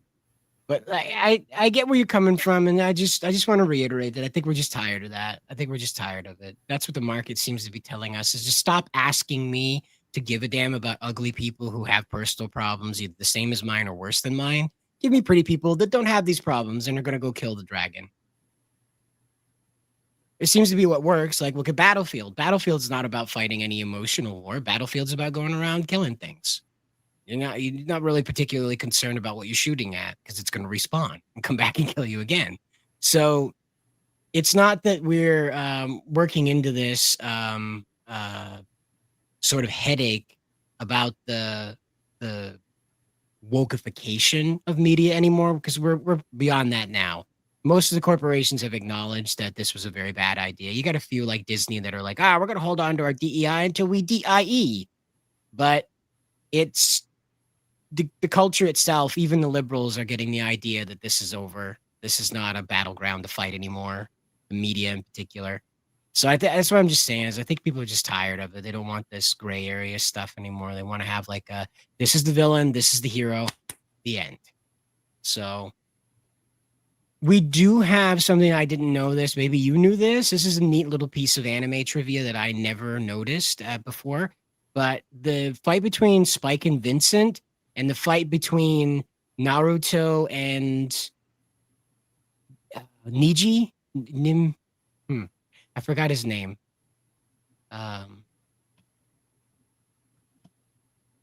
Characters of Naruto. He was Neji. Sorry, it's not Niji. It was Neji. My bad. I didn't know this. Did you know this? Check this out. It's they mimicked it, maybe frame for frame. I did not notice this. Did you ever notice this? Mm-mm. This blew my mind when I ran across this. I'm still watching it now, and I can't believe I'm seeing this. This is almost 1-for-1 the fight with Spike and Vincent. And I don't know if this is tribute or if they were like, that looks cool, let's do that. I don't know. Or it could have just been a happy accident and it just happened. He's literally hitting him at the same frames. They're perfectly aligned. This he's hitting him with the same hands even. Like I can't deny that it blew my mind that Naruto went and did this. I'm still like stunned that they got away with it for so long. I think what might have happened, I'll have to double check and see, but like you do have some people that worked on Cowboy Bebop work on other series too. Oh, sure. And this could be a situation where some of the Cowboy Bebop team worked on Naruto, which I think they did, if I remember correctly. Can't imagine how they wouldn't. Back then, everybody was getting around. They had plenty of work. Not that they don't now, but there was plenty more people to be doing it. So, yeah, it doesn't surprise me. This is like a frame by frame recreation of it. It's probably a tribute. Maybe Neji and Spike have some commonality that I'm just not familiar with. I'm not sure. But the CCP communists want unlimited power. Like Emperor Palpatine. What a surprise. It's almost like that's a feature of communist leaders. How about that? Yeah, I got it wrong. It wasn't Niji. That's Niji Sanji. That was my mistake. It's Neji is the character in Naruto. My bad. Yeah, another famous fight scene was copied from Animals fighting in Nim. Huh. Interesting. I don't know. I would assume that this is a tribute, but I'm not positive about the origins of why this happened. It just blew my mind that this was even possible to happen out there. But speaking of things that are possible turned impossible, I guess, Zordon being in a tube, maybe we'll never see it again. I don't know. This is the second time now that Zordon will be represented as a face poking out of a wall. Oh my God. Thanks to Ranger ESP.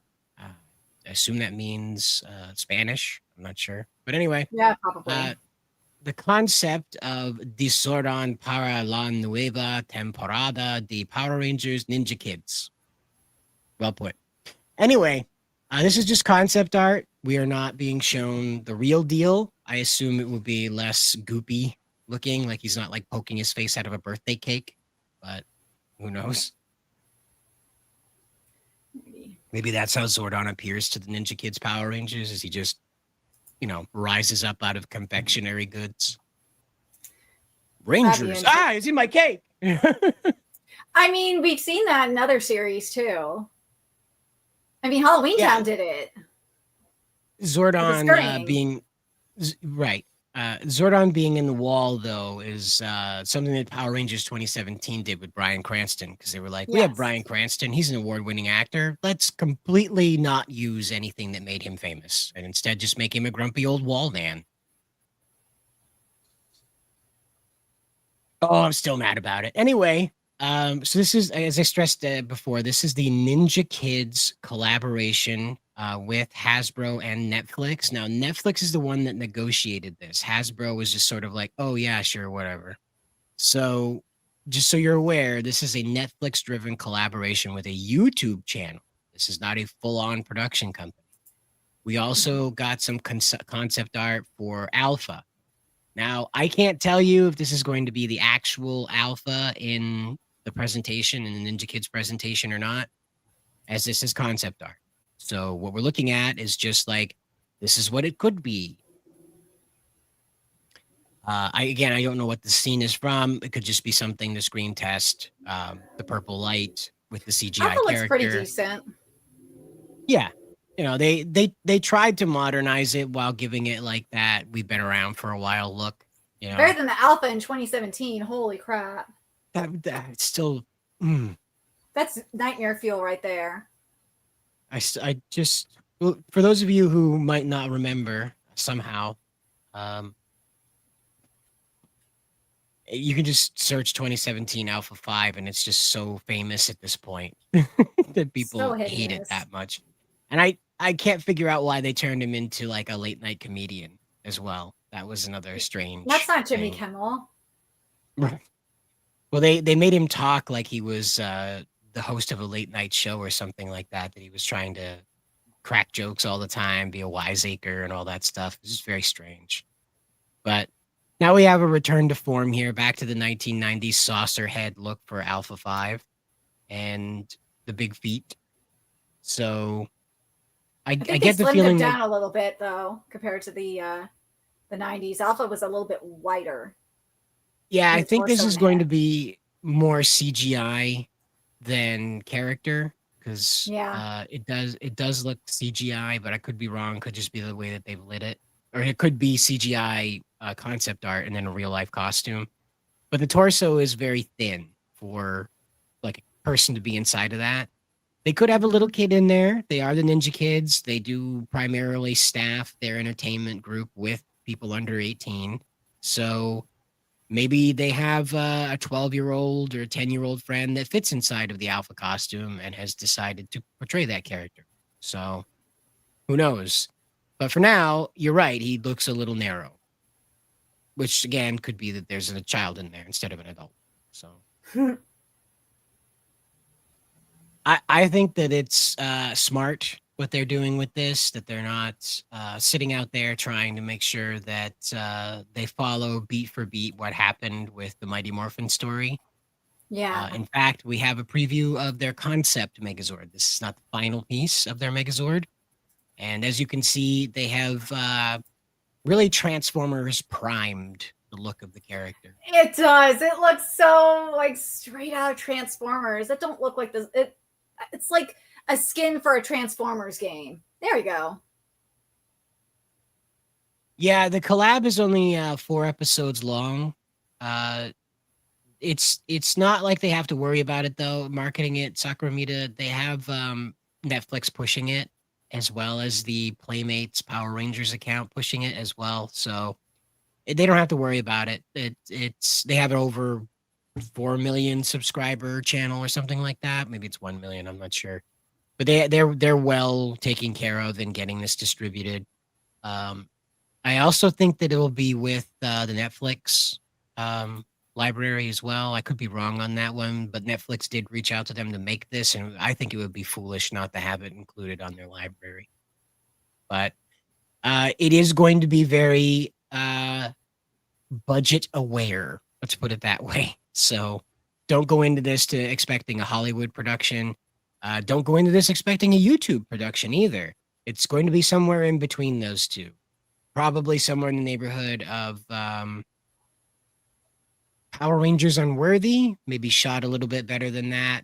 They have some more advanced cameras, but just kind of expected to be on that level of like actors that the family producing the show knew from their community, who they invited in to participate with the show.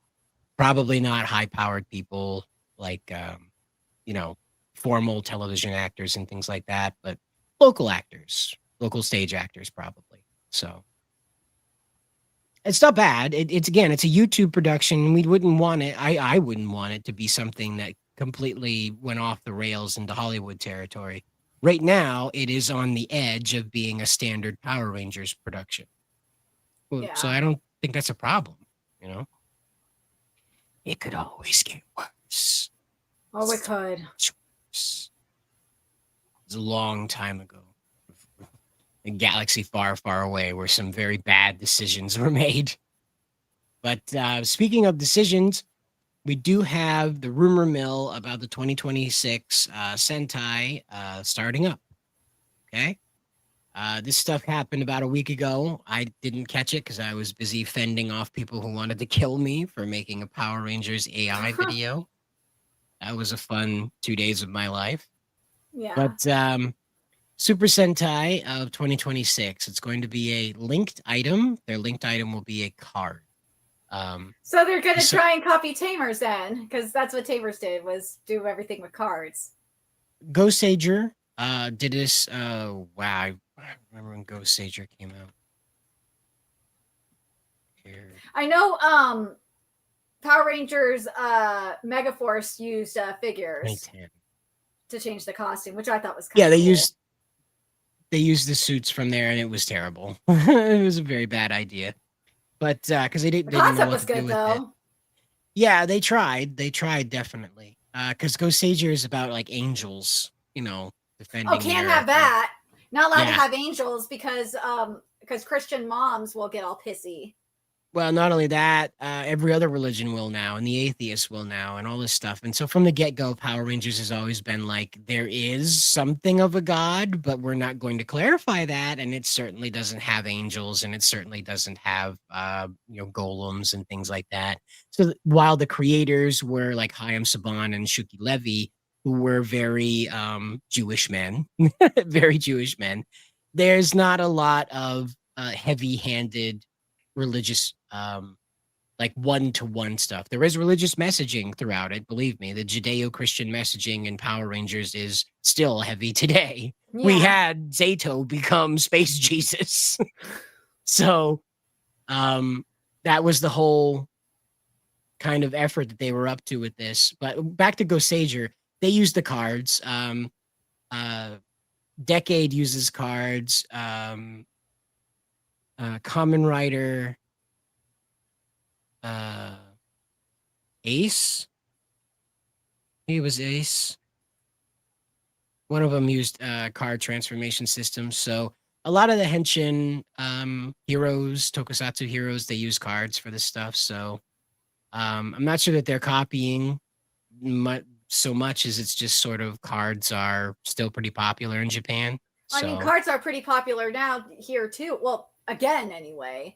I mean, you got all this stuff going on for Pokemon cards. Oh, sure. I mean, that's crap. The One Piece card game is starting to get popular in the West as well. Again. The art for the One Piece cards is gorgeous, though. I don't know if you've seen some of the newer ones. I know Spencer has, but like they are so beautiful.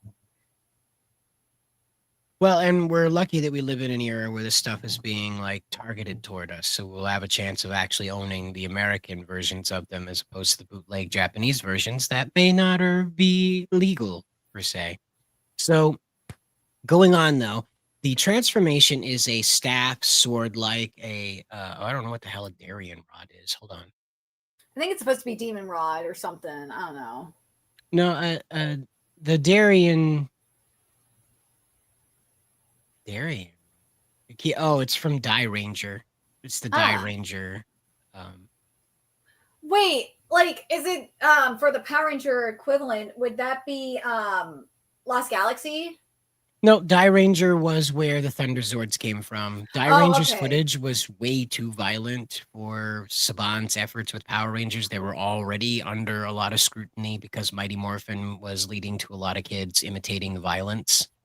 It's so weird that like you have this with Power Rangers and Digimon is just as depressing and violent as some of the Sentai stuff. And like didn't see any of that commotion over that. I mean, Digimon being demons was one thing from the Christian moms of America, but I don't think I don't remember seeing anything like that. And same goes for Dragon Ball too. This is the device from Die Ranger. That's sick. Yeah, I was so thinking they'll be using. So where Magi Ranger was the last magical Sentai staffs, they had their weapons became. They started off as like these magical staffs here. Maybe if we had like 2 more pixels, that would help. I don't know. It's awful. Thanks for this. This is the even worse image. They're so tiny. Who posts these tiny images? I will find you. Anyway, so as you can see, this is what Magi Ranger was working with. And so the female characters, theirs remained magical wand-like staffy doodads. And the male characters, their staffs changed into formal weapons. So this looks to be following that equation. The Dairen rod is more probably going to be treated like a magic wand than a staff. Yeah. And it'll be it'll act like the Magi Ranger staffs and transform into other weapons, most likely. Yeah. And of course, the weapons themselves will come together to make the robot, which we see kind of happening with Take a Sword in Gozuger. The various customizations that happen when he combines with the weapon from the Rangers that he's the mecha is in service of causes a different effect on them. So he'll get like big hammer fist, a sword for a hand, a drill for an arm, that sort of thing, which is what their weapons are when they're Rangers independent of him. So this is probably how it'll do it, is the weapons themselves will become the giant robot. Whereas in Magi Ranger, they became the giant mecha that combined. So it'll be red, blue, green, black, and white on the team. The motif is magic, of course, and it'll be 3 men to 2 women. So this is not confirmed.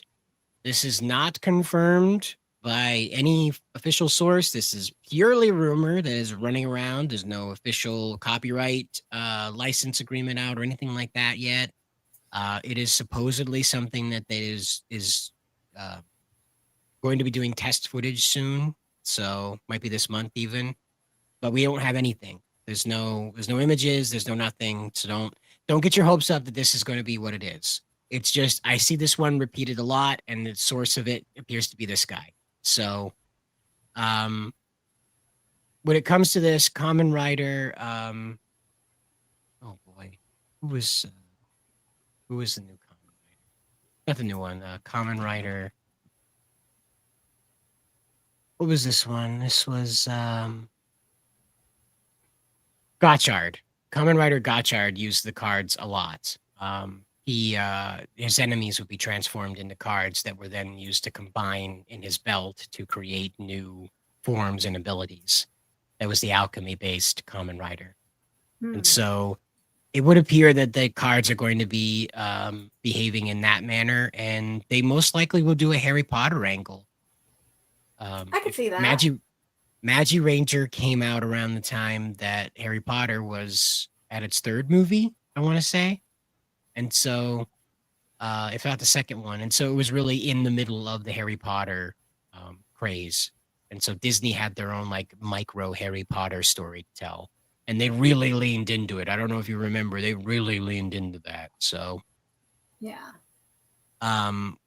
We'll probably see that kind of motif, and the kids will be part of a academy.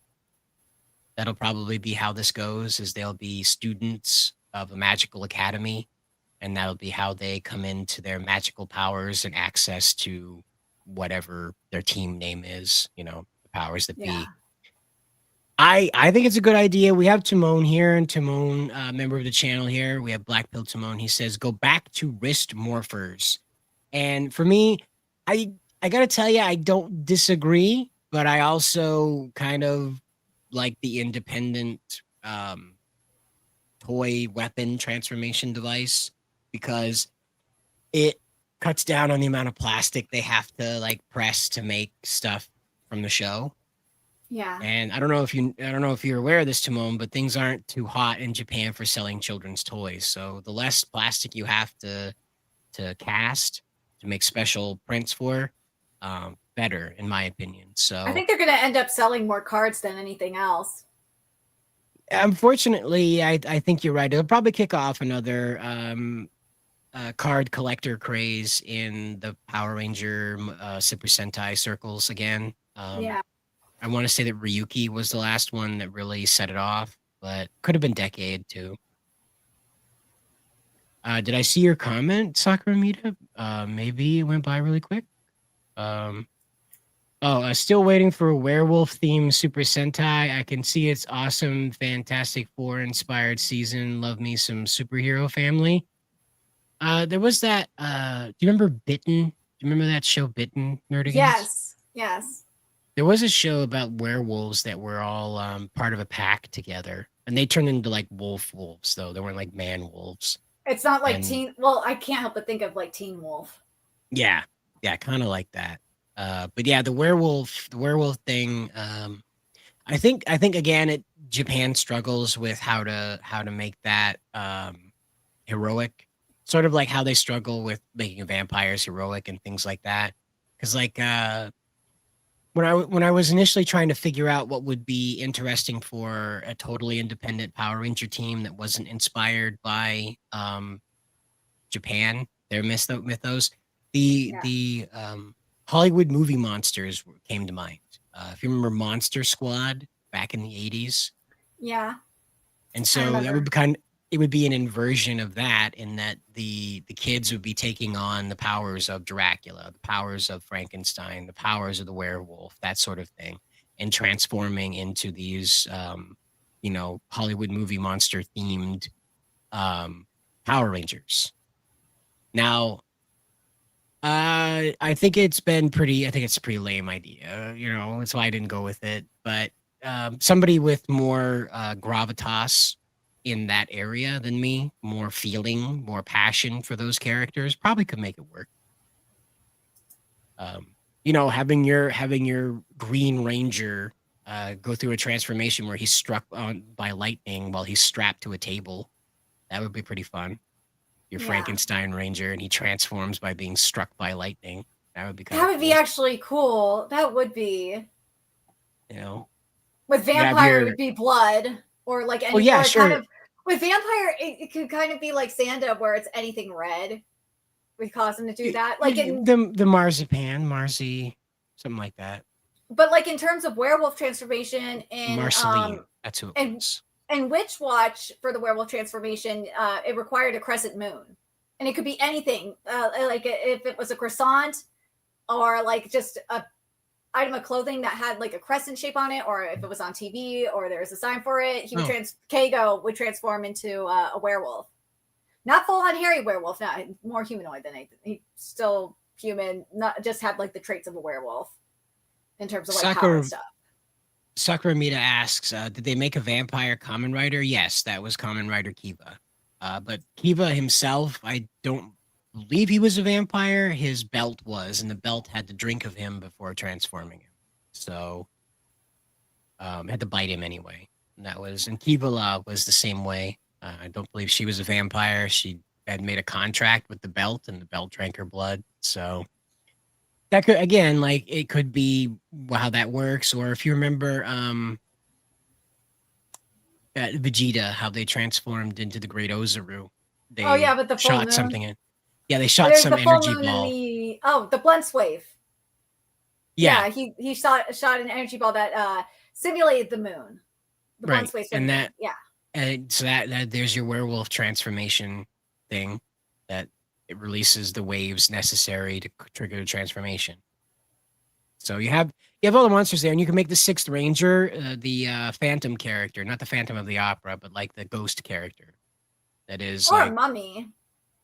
Well, I would think that the Mummy would be a fun one for the girl characters. Because then you can play up Cleopatra. Yeah, the Cleo Denial route from Monster High. Yeah, you could do a lot of cool stuff with that. We've seen it with her design specifically. By having the Sixth Ranger be a ghost, it kind of explains why he's never around. It's kind of a gimmick with the Super Sentai stories, is that the Sixth Ranger is predisposed most of the time. He's not hanging around with them. He's got other things to do. So having that character be a ghost means that they have to like summon him to the battlefield, and they. I'm surprised you like. Maybe it's because I got Witch Watch on the brain, but I'm kind of surprised that you didn't mention, because this is Japan. Why not a Tengu? Sure. I mean, but this is my inspiration was from the Hollywood movie monsters. Is what I was trying to do was create like a. I Oh, was seeing the okay. Universal Studios theme park, and Yeah. I was thinking to myself, like, people really like this. How can it be turned into a Power Ranger thing that was like completely contained in American mythos?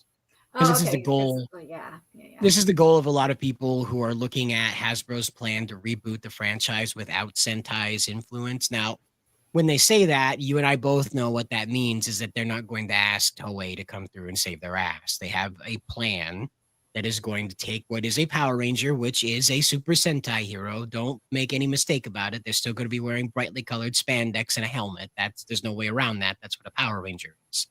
But what they're trying to do is they're trying to carve out an American or Western mythos for Power Rangers. They're filming in London. So I can only assume that this is going to have some root in Merlin and Arthur and all this stuff. So they'll root Zordon as like some druidic wizard or whatever in order to permanently place him in like European, pantheon. Well, sort of stuff. Druid would be like, if you want to go with like Fey route, that would be more so Ireland than anything else, more than Britain, technically. I don't know if people really would recognize the difference. So it's not like the majority of people wouldn't, but like if you're Right. someone like me that's into like magic mythos and shit like that, then it's like, yeah, Fae is more of an Irish thing than a British thing, and also something that the ancient Magus' Bride is set in the UK, and they actually are utilizing the Celtic gods too. It's not just Fae anymore. Like that's something that could be done too. Is doing like a Celtic based Power Rangers where it's based in Celtic mythos. I think that would be really smart, especially if you're going to go with a magic theme. Mansom says filming anywhere but America, some of the best seasons of Power Rangers were filmed in the States. I'm not disagreeing with you. I'm not defending Hasbro. I'm just clarifying that they're probably doing this because they want it to look exotic. Yeah, I could see that. That's really the only reason I think they do this, is in order to give people the idea that Power Rangers is ancient, and you're just not going to get that out of New York. It was sort of like how weird it was that these construction workers in Angel Grove, California, ran across an ancient egg with a big old Talon hand around it in the middle of California. It's like, that's just not, it's not where people gathered. Like even the Native Americans that lived in that space, that occupied that, and I forget their name, but they're a small tribe now. But even in that area, they didn't live in that area. So there's no population concentration to justify why the fuck that egg is there and why it's so ornate. Because it's like the Easter Island things. They would have had to have hauled all that stuff to the middle of nowhere for no reason whatsoever than to stand it up and walk away from it. Yeah. So it just, it breaks the brain to try and work that out. So what they did instead was to like, okay, we'll melt it down and we'll make the Power Rangers this English Celtic myth thing. Because I think what they're trying to do is they're trying to go with the Tir na Nog route. Mystic Knights of Tir na Nog. I think they can get away with playing that. Nobody owns that anymore. So really? Yeah, I don't think they won it in Hasbro. I think Saban lost it. They didn't keep the trademark, as far as I know. I could be wrong, but I never looked into it deeply. I just don't see any Mystic Knight stuff coming out anymore. So hopefully we can find the one that isn't German. Yeah. So way back in the day, Saban was like, we can do this tokusatsu thing. We can make a Western tokusatsu. The Japanese don't have to own this. We'll do it ourselves, and we'll create a hit television show. And their effort was called the Mystic Knights of Tir na Nog. They expected kids to be able to say that.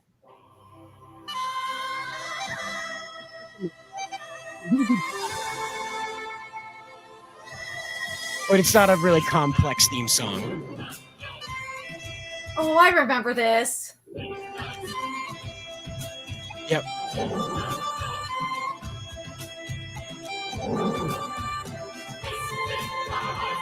This is so 90s.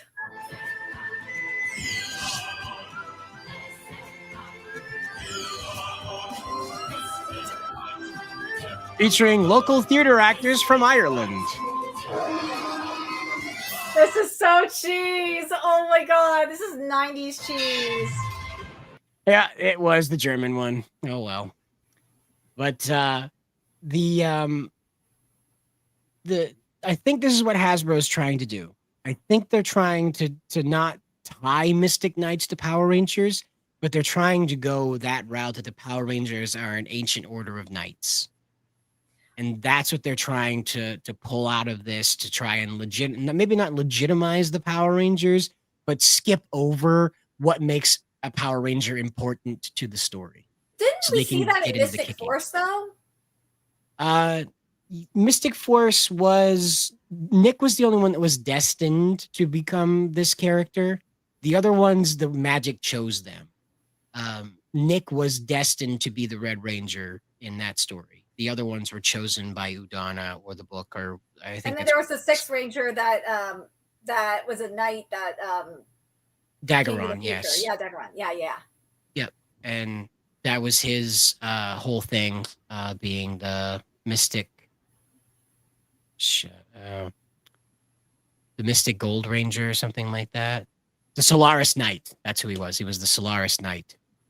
And that again, like I think that's the route they're trying to go with this, is because Disney is a magic company. That's what their whole brand is magic and wonder. So they're obviously going to drag it in that direction. And because Hasbro's just like, yeah, whatever, dude, we're going to give up on it. This doesn't work. So have at it. The problem is you're going to have the Percy Jackson guys who are in charge of the Power Rangers reboot going through and Percy Jacksoning it. Okay. But Percy Jackson's not even Percy Jackson in it. It's not even Percy Jackson. Like it's just, I've seen some of it, but it's just like I try to avoid it. It just looks so bad. And from what I've heard from the Percy Jackson fandom, it's like it's not even Percy Jackson, something else. Well, and we have Black Pill Timon saying this was utter crap, and you're right. The Mystic Knights was a miss. They tried very hard. They really tried to legitimize it as an ancient Irish tale, and that was its ultimate failing. They had to recreate so much medieval architecture that it just eventually boiled down to looking like local theater sets. Some of those sets weren't even populated with much furniture beyond a table and a chair. Some of them didn't even have windows. And it was clear that they were just like, we put all of our budget into relocating Power Rangers production to Ireland for this, and it's not going well. And so you're right. If only the same team from Disney was running Power Rangers, then we'd actually get some good seasons again.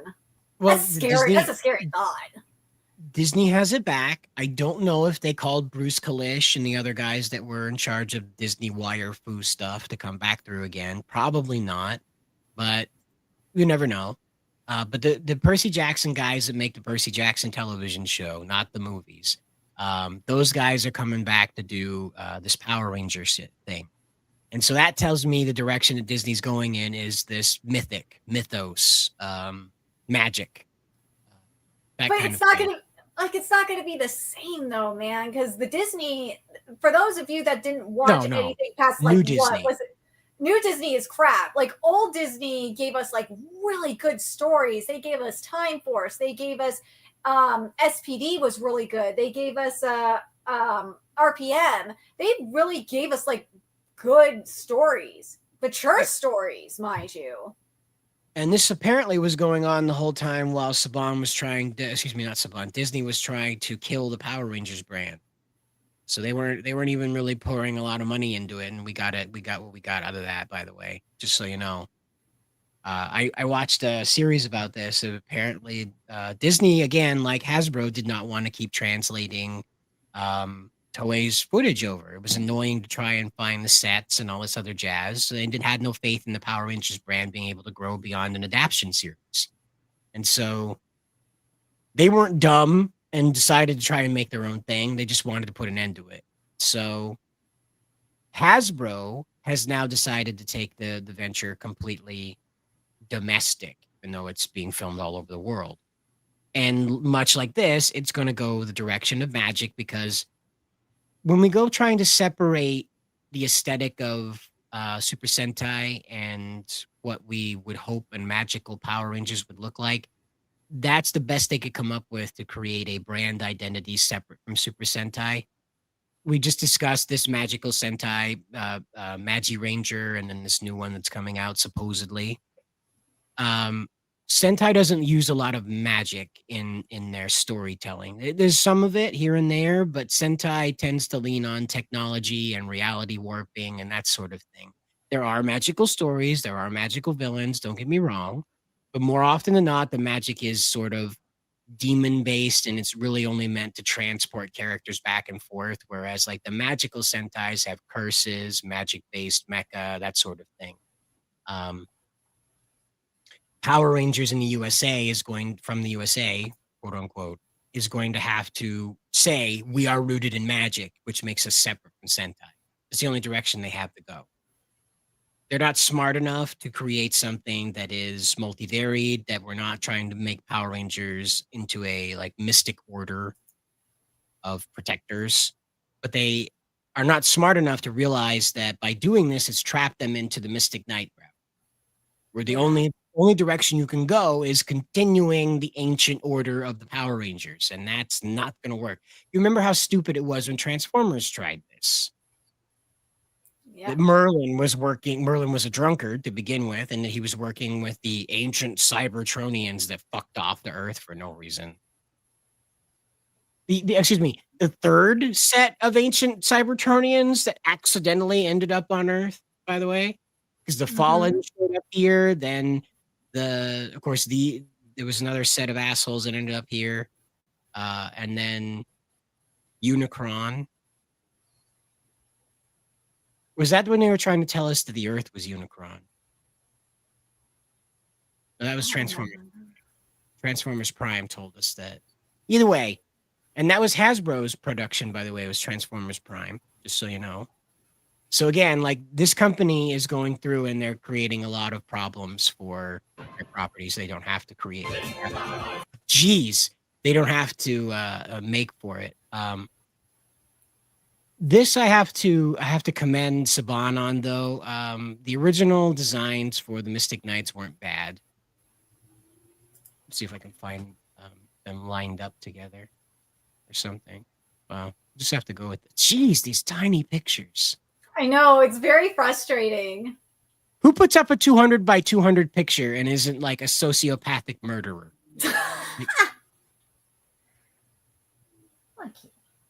It's horrible. Crazy and it's horrible. We'll have to go with this really shitty picture from IMDb, but we'll have to deal with it, I guess. That's not helping. So anyway, as you can see, the armors were an attempt to tokusatsu the ancient knight armor, English knight armor. There's also some Nordic influence, but of course English and the Vikings were more closely related than anybody would like to admit. So these were well done to try and explain like these aren't Power Rangers, but they're like 9/10 of the way to Power Rangers. And so if you like Power Rangers, come check out the Mystic Knights. And it just couldn't get grounded. It just couldn't get grounded. Now, personally, I think the biggest problem is that they never tried to legitimize the Mystic Knights as anything other than their own contained thing. Masked Rider had a crossover with the Power Rangers. Mystic Knights didn't get one.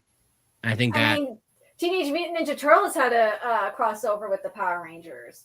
That was much later than the Mystic Knights, though. Yeah. Mystic Knights was way before Power Rangers in Space, and they tried legitimately to create something unique, and I think the visuals they were trying to go for with the armors were on point, but the rest of it fell apart. Yeah, it's all sorts of bad. It just is. I feel like there's some, especially with like Hasbro right now, it feels like there's some renames, like some xenophobia going on. Maybe what? I'm saying because they're trying to avoid the Japanese footage. And trying to make their own thing. I feel like it's kind of rooted in that, and a little, maybe even more so than money, and maybe it's just a byproduct. Could be too. They, it's not like corporations haven't been known to be hostile toward the Japanese just because they're different. But We're I think seeing it's that now too. Just not just corporations, but like other people, like normal people are. It's weird. So weird. well, it's just one of those hiccups that you have now with modern Sentai, and I'm just trying to find a good picture of the Gozujers. It's on Reddit, of course. It's on Reddit. I hate this. I hate this universe. Oh, I hate this universe so much. So anyway, we have Gozuger here. So with modern Sentai, at least over the past 7 years or so, 7 or 8 years, they have been very self-referential. A lot of the teams will summon previous teams or the visuals of a previous team or something like that's calling back to previous Sentai as a main feature of their ability. Yeah. And it's not like they're trying to like do anniversary series on top of anniversary series. They just found a gimmick that works and they went with it. Zenkaiger, Dawn Brothers, Gozuger, Boonboonjer doesn't do it very much. Kira Major doesn't do it very much, but there are callback forms, callback attacks, those sort of things. And that makes it hard for Power Rangers. The other thing is I found this out during the Gokaiger adaptation called Super Mega Force. That's how much we cared about that. That they had to travel to Japan to match the scenes for transformations because they were... Well, it's very expensive. Yeah. It's very expensive to do that. And so considering that footage has already been filmed by a Japanese production company, it's also pretty redundant. Yeah. And corporations don't like redundancies when it comes to wasting money. So this is why Hasbro, in my opinion, it could be racism too. Doesn't surprise me. I mean, Chris Cox doesn't exactly strike me as a guy that's a fan of Japanese culture to begin with. Yeah. So he's the CEO of Hasbro, if you guys don't know. And so when it comes to Power Rangers, it's an all-around irritating conversation for the corporations because it's a huge sacrifice for them the whole way around. They don't have complete control of the rights. They have to adapt somebody else's product. They have to stay inside of 2 sets of rules, their own branding rules, as well as Toei's branding rules. And on top of that, for Hasbro, they have to remake all the toys. They can't just get a license from Bandai and repackage it. That's a hell of a lot of money to throw into a 22-minute production. It's only supposed to move toys, and until recently, toy sales have been down in the post-COVID era. Well, a lot of it is because, like in the case of Hasbro, their toys have been ass lately, and they're charging more for That's them. not going to change. It's not. Like, I mean, for example, because I watch a lot of YouTubers that go toy hunting, is that Marvel Legends are up from they went up at least $5. I think they might have gone up to $30. They'll get worse. Like 20. Then there's the Star Wars Black Series that went up to I think $30, maybe $35 for the figures when they used to be like 20. And it's garbage, man. Oh yeah, that's right, with the Transformers too, because they're the ones that put out Transformer figures. Yeah. Huh. Maybe you're right, Nerdigans. Hasbro's just a big bunch of Asian haters. Could be. It wouldn't surprise me. Even though they do most of their production. Well, considering Hasbro, Japanese companies are making better figures of licensed characters that Hasbro owns. That's true. Have you seen, for example, have you seen the Star Wars figures that are coming out of Japan? They look stunning. They look really good. Like, you're getting your money's worth with the Japanese figure, and they're putting out good Spider-Man stuff. Yeah, Hasbro's Marvel stuff is top shelf at every Ollie's. I mean, one of the toy hunters I watch, they go to Ollie's, and the Eternals figures are still there. Black Panther, Wakanda Forever stuff is still there. There's tons of it. And it's not going to move because people A, didn't like that, and B, didn't want more of it. So we also have what we're dealing with Hasbro as well is that they're a company that's not in great financial shape. No. They're a company that's not doing awesome at all on any front. And as Nerdigans pointed out, their toys are pretty awful right now, and that's another contributing factor to their company's hiccups that they're having financially. The other thing is that they don't know what they want to do.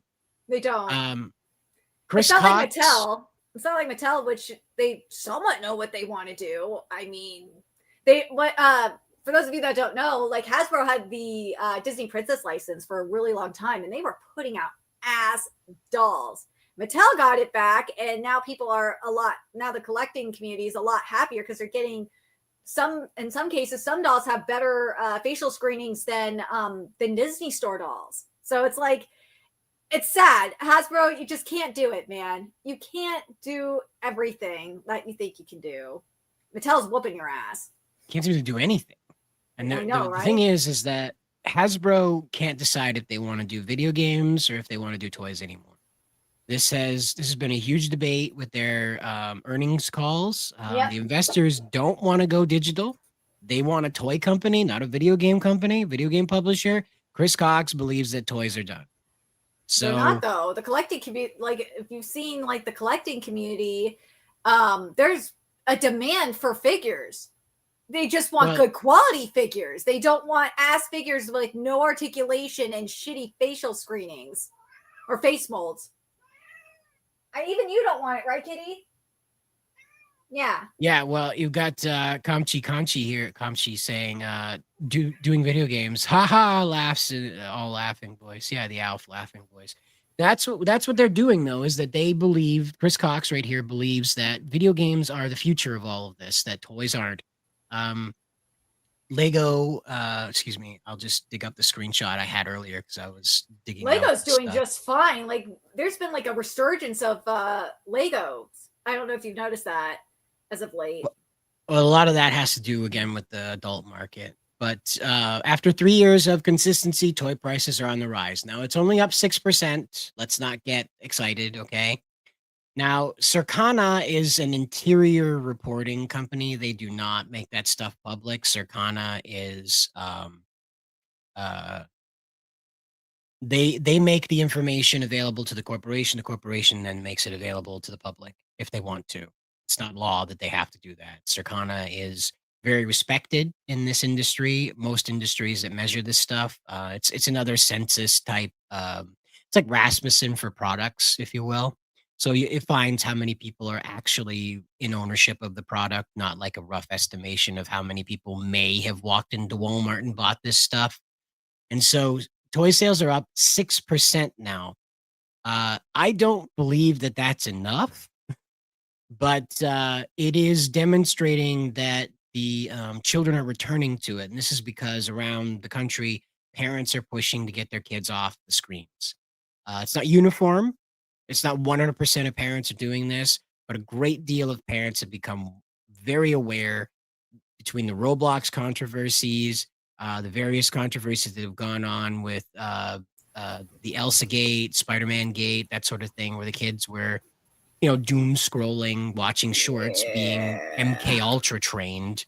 One of them that was infamous that stayed in my mind was, it was for babies, and the baby would be watching different colored Spider-Man heads, not like severed heads, but like icons, show up. And then the parent would go away because it would be on for like a half an hour. And like after a while, it starts showing the kids red Spider-Man. And then like a loud, angry noise will play behind that abruptly like shocks the child, surprises them, and so every time they saw a red Spider-Man, a negative emotion was being associated with the red Spider-Man. Yeah. And so that's MK Ultra. That's how you brainwash people. So I'd be interested to find out what kind of psychological damage was done to those kids. But parents are taking note of all this creepy stuff that's going on with the internet, and corporations are not providing the necessary protections to keep their kids safe. Some of them may not be able to provide those. And so they're returning their children to at-home playtime as opposed to online playtime. Of course, with the various diseases that are associated with being sedentary as a child and all this other stuff, parents want to get their kids moving as well. So that explains why it's up 6%. There are not new collectors buying up huge amounts of stuff. Nobody has any money. The kids are actually playing with the toys again. But in the reports that I've read, these toys have to be really particular in what they're executing. Treasure hunting. Spencer brought this to my attention to look into the treasure hunting toys. Those do pretty well. That's not a kid with a shovel digging a hole in the backyard. It's games that deal with uncovering hidden mysteries, that sort of thing. So it's a treasure hunting motif. It's not literally going out and finding a treasure chest. Though that may be something that happens in your experience. But toys that do that, toys that deal with exploration, toys that are dealing with the kids still do conflict and things like that. That's not so out like action figures smashing against each other because they're fighting or whatever. That's not gone. Certainly not. But like the machine toys are kind of fading. Yeah. Transformers toys are starting to fade. G.I. Joe stuff is starting to fade. G.I. Joe, something I have seen with G.I. Joe is that because the G.I. Joe figures are looking better and there's a lot more articulation in them, that a lot more people that collected G.I. Joe back in the day are getting back into collecting G.I. Joe. There's been a resurgence of G.I. Joe collectors. They went back to the old body style. Yeah. That was a big deal last year or something like that. They announced that they were going back to the oldie 6-inch figure body. So, but I think that when we get through this next hump of like people being uncertain about the government and, you know, immigration being so emotional right now, once we're beyond that, probably 26, halfway through 26, probably. Because again, this stuff's eventually going to die down. When the government accomplishes its mission, guess what? The angst is going to stop too, because they won't be there to cause the angst anymore. Ta-da! So the situation is, after 3 years of this like flat toy sales thing, it's starting to pick up. Hasbro has been putting their money into video games now that the toy market's coming back. So they're going to be caught completely off guard. What I am curious about as related to Power Rangers is I don't know what they're going to do for a video game about this. Battle for the Grid has been a pain in the ass, and Legacy Wars has been a pain in the ass. So the best they could probably do is just make Fortnite skins, I guess. Yeah, that's not good though. I can't tell you anymore, you know. We have, I mean, or they could go the way of Xbox right now, which is dying. Yeah, they're definitely making a mess of their careers. They even, of their product. They even got community noted, by the way. Yeah. So here's the Xbox Game Pass official account. Please note the gold check mark over here because they're super duper special like that. So we've got updates. Here's what's changing with the Xbox Game Pass. And the community note reads, PC Game Pass was not mentioned despite them saying every tier is getting upgraded. It will see a 40% price increase with nothing new being added from $11.99 to $16.49 monthly. Game Pass can also no longer be acquired with rewards points and an unmentioned change. So that's the part that really sucks. It's like if they allowed the rewards points to be used still, that I think people may be a little bit more forgiving. Sure. But not doing that, getting rid of that option is a huge problem. Hey everyone, Xbox Game Pass is getting an upgrade. We've listened to your feedback and now you have even more freedom to choose how you play the games you want. Here's a look at what's new and what's changing. So I just want to point out, they couldn't even pay this woman to wear an Xbox shirt. Just so you know, they couldn't even get her to wear an Xbox shirt. Game Pass like is getting enough makeup. Oh, an upgrade. We've listened to your feedback and now you have even more freedom to choose how you play the games you want. No, you didn't give people freedom. Stop. And what's changing. First off, you might have noticed some changes to the plan names. Xbox Game Pass Core is now Xbox Game Pass Essential. Oh, just like the Amazon Essentials. Okay. Xbox Game Pass Standard is now Xbox Game Pass Premium. Ooh, wow. Your standard's your premium now. I bet it's not going to be priced like a standard. And Xbox Game Pass Ultimate is still Xbox Game Pass Ultimate. This is really selling me. Are you feeling sold? I'm No. feeling real sold. We explored other names, but The Ultimate Drift, Xbox Game Pass, awesome. That's Xbox stupid. Too Furious. Guys, that meme hasn't been a thing since the movie came out. Like, are you guys from 2003, 2004? Legendary, I who's in the think, would be marketing team? fine. I think Legendary would be a fine one. Like, especially, or fuck, Legacy. Why not do Legacy accounts, Xbox Game Pass? Because there's people that have been on Xbox Game Pass since like the beginning. If they did like a Legacy thing and kind of like with what Amazon did with Legacy accounts, that people who have had an Amazon account since like what 2001 2002, they got upgraded to Legacy and Prime was cheaper. They might have a problem with licensing because another company uses it like that. It's strange. It could be the case, but They we can can use also add Legendary in. instead. They can use Alpha, Hmm.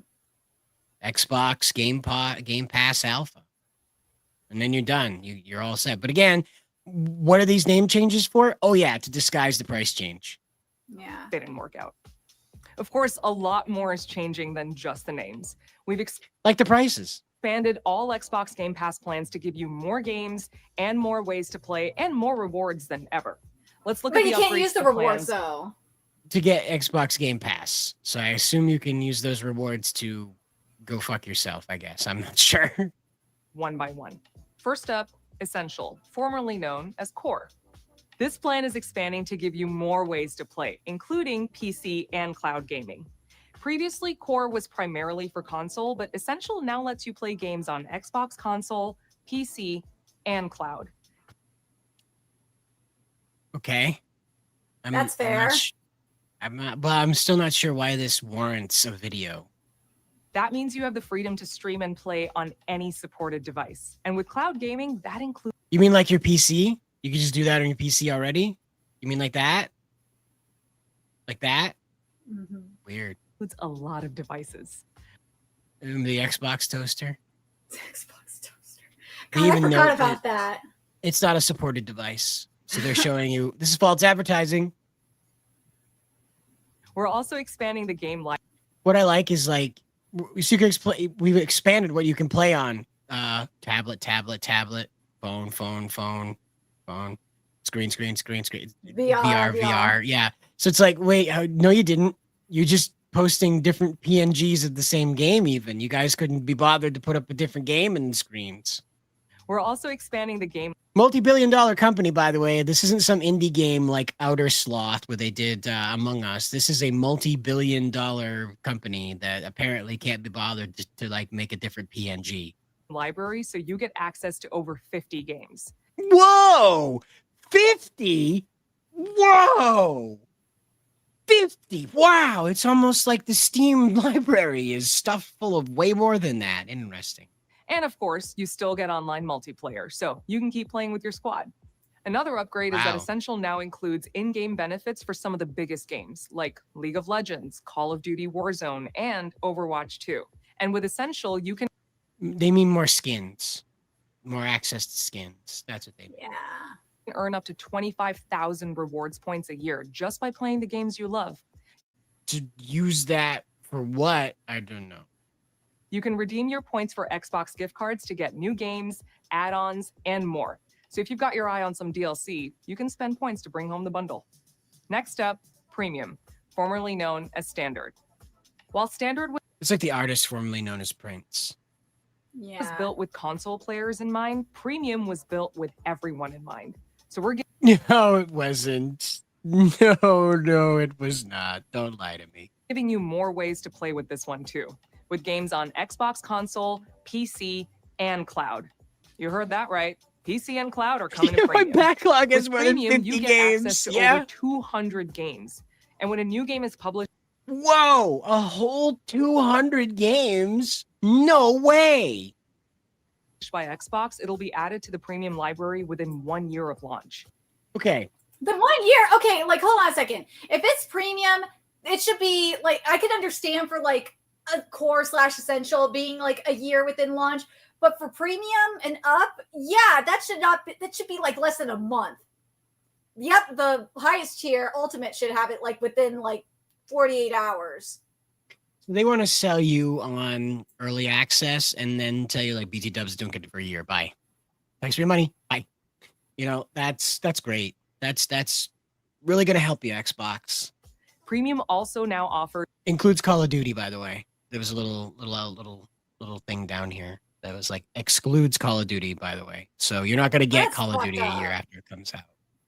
I'm surprised they didn't say excludes Halo. Yeah, it's coming. PlayStation bought Bungie. It's coming. year of launch. Oh, they don't own Halo anymore. Never mind. Premium also Microsoft now owns offers Halo. the same in-game benefits for some of the biggest games. So you can instantly unlock characters, cosmetics, and more. Looking good. Again, multi-billion-dollar company, and this is the best they could come up with. Looking good. With Premium, you can play and earn up to 50,000 rewards points a year. Couldn't you get 250,000 from the other tier? Yeah, So you capped I at think so. 50,000 points? And you're paying for access? Really? Really? Plus, you get access to exclusive quests, and you get twice the points when you buy games and add-ons. So just so you know, they've gone to developers and said, hey, can you make some random bullshit level that we can market as being exclusive to people who pay way too much money for access to that? How many games do you think are going to add those levels in? Probably not many, because they're pretty useless. So you'll have even more ways to earn rewards. Finally, let's take a look at Ultimate. The best thing about Ultimate is that you can play new games on day one. Except for Call of Duty. And then they're showing us Call of Duty right down here in the corner. This is going to go well, guys. That includes games like Call of Duty Black Ops 7, The Outer Worlds 2, and High on Life 2. But now, the best is getting even better. Oh. Ultimate subscribers will get access to over 75 day one games a year. No way. Not all of the day one games a year? Just 70? Wow. It should be that. If you're paying that much for Game Pass, you should be getting like first day access. Fuck, get early access even. We're also adding 2 new partner subscriptions. With Ultimate, you'll now have access to Ubisoft Plus Classics in addition to EA Play. So just so you know, that's how piss poor both of those companies are doing, that they have fallen in with Xbox in a desperate attempt to wring as much money out of you as possible. I'm surprised Epic Games isn't in there too. Wait. And Fortnite Crew will be added in November. No Epic Games. There's Epic Games. Epic Games is the one who puts out Fortnite, right? Oh, that's right. Yeah, I was more so thinking about their actual service. Oh, yeah. No, they can't do that. Xbox Live is a direct competitor to that. They can't do that. So that's where we're at, though. So you got Fortnite. You got your all of them together there. The only one that's missing is Marvel Rivals being stamped into the middle of it. So in total, Ultimate gives you access to over 400 games. Don't you have access to 400 games already? Don't you remember that? Remember that premium one that was like, here's 400. Where did it go? And when a new game is published by Xbox, it'll be Xbox console. While Standard was built with console players in mind, Premium was built with everyone in mind. So we're giving you more ways to play with this one too, with games on Xbox console, PC, and cloud. You heard that right. Not PC and VR. cloud are coming to Premium. With Premium, you get access to over 200 games. Oh, 200. Okay. All right. So you get 200 more games on this one. Wow. In-game benefits you're used to. And with Ultimate, you can play and earn up to 100,000 rewards points. So you're still But you capped. But yeah, you can't even use them to purchase Xbox Game Pass. You can get those DLCs that you wanted, needed, couldn't live without, obviously. A year. That's 4 times the points you get with Essential. So now you know what's new with Xbox Game Pass Essential, Premium, and Ultimate. All 3 plans are designed to give you more value, more rewards, and more ways to play than ever before. And however you like to play, Xbox Game Pass has a plan that's right for you, because this is how we play now. Oh, well, that you don't like it? This is how we play now.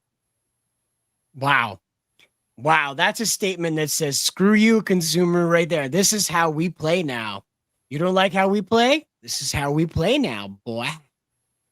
You know what I'm just thinking about too? It's like, dude, Microsoft owns Activision Blizzard. Like, why not for one of your benefits have like access to World of Warcraft or Overwatch?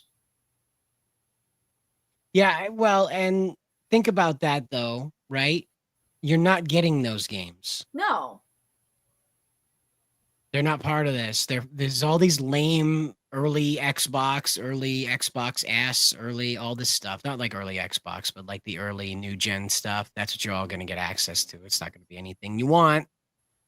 But this had people not so happy. As you can see, you have Smash JT down here, Nick Tech, famous games tester. Nick Tech coming out and saying most tone deaf marketing campaign I've ever seen. I have Marsupial Gamer here saying last in Nintendo Switch Online expansion pass. Yeah, that got a little steep, but as you can see, I miss the days when online play was free, like it was on Nintendo. Was it Nintendo Wii U that it really started on? Because I know there was a little bit on Wii with like Mario Kart, I think Hypnotic made this. I'm not sure.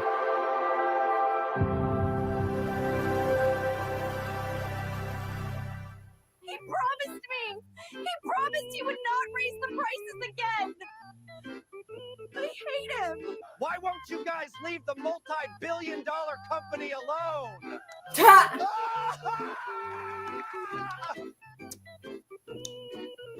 The bootlicker.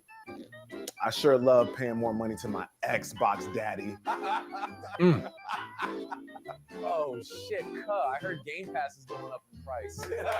We lit. If Xbox keeps us like this, we're gonna beat Bonnie Blue's record for cock. Oh. Stupid foul. And jeez. Stupid fanboy. Welcome to Xbox, where we have no identity and love to screw you in the process. Sounds like Apple. There you go. I'm surprised that there's nothing like that for Apple, because Apple does that too. And it's probably, I think it's worse for Apple than what Microsoft is doing. Yeah. Because Apple doesn't offer the kind of things that Microsoft does. They're mostly a phone and operating system, kind of a laptop company. They have the Apple TV. Oh, that's right. I forgot all about that. That's like their attempt at Netflix. Yeah. Speaking of attempts here, we do want to let you guys know that Signal, the messaging service, is threatening to leave Europe if they are forced to break their encryption for the European Union's, security measures, online security measures. So that's out there. Yeah.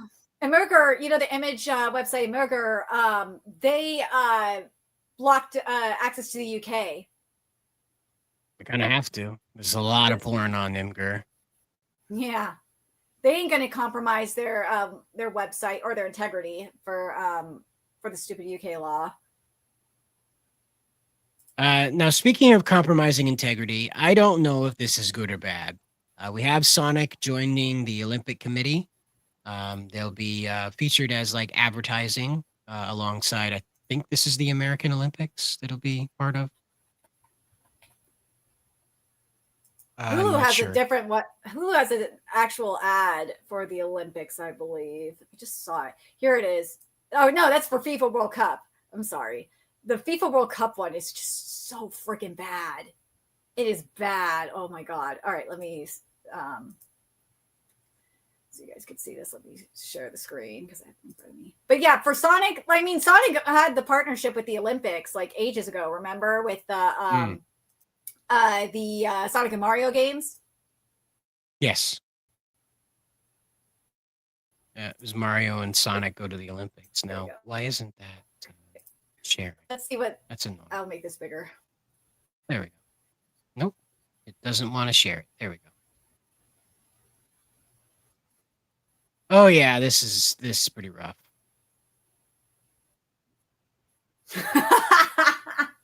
Yeah. I saw this. I'm like, dude, the Olympics got Sonic and FIFA got this. Yeah. Got a mess. It's so ugly. Oh my god, it's so ugly. But we ended up with poor like the US got, of course, the eagle. And Mexico got, hold on a second, Mexico got the jaguar? Like, come on.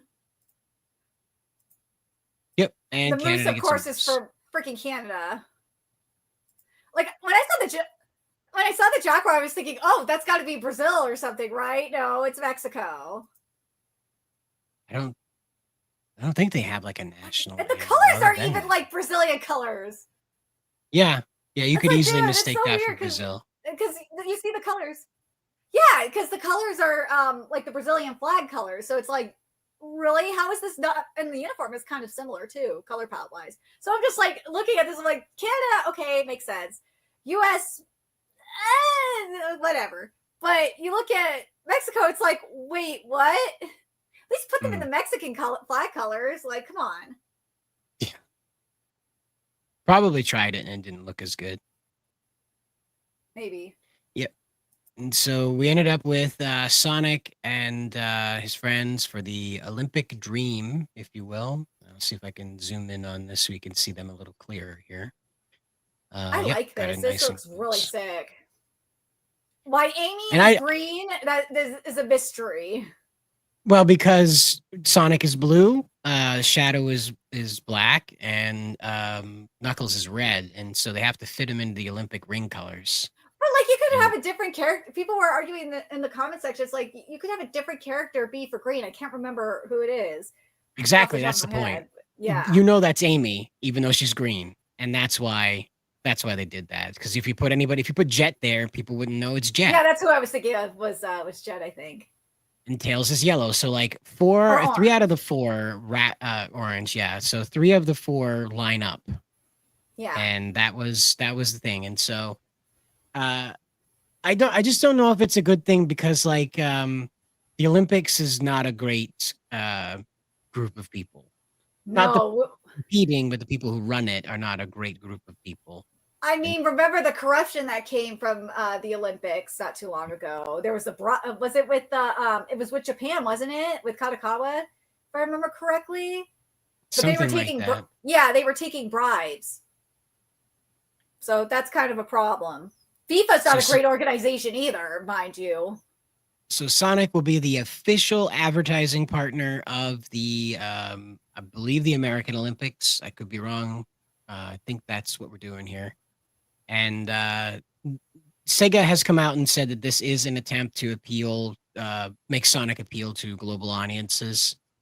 Sonic already does appeal to global audiences, though. Well, Japan, of course, and Korea, and some of the other Pacific nations are soft on Sonic.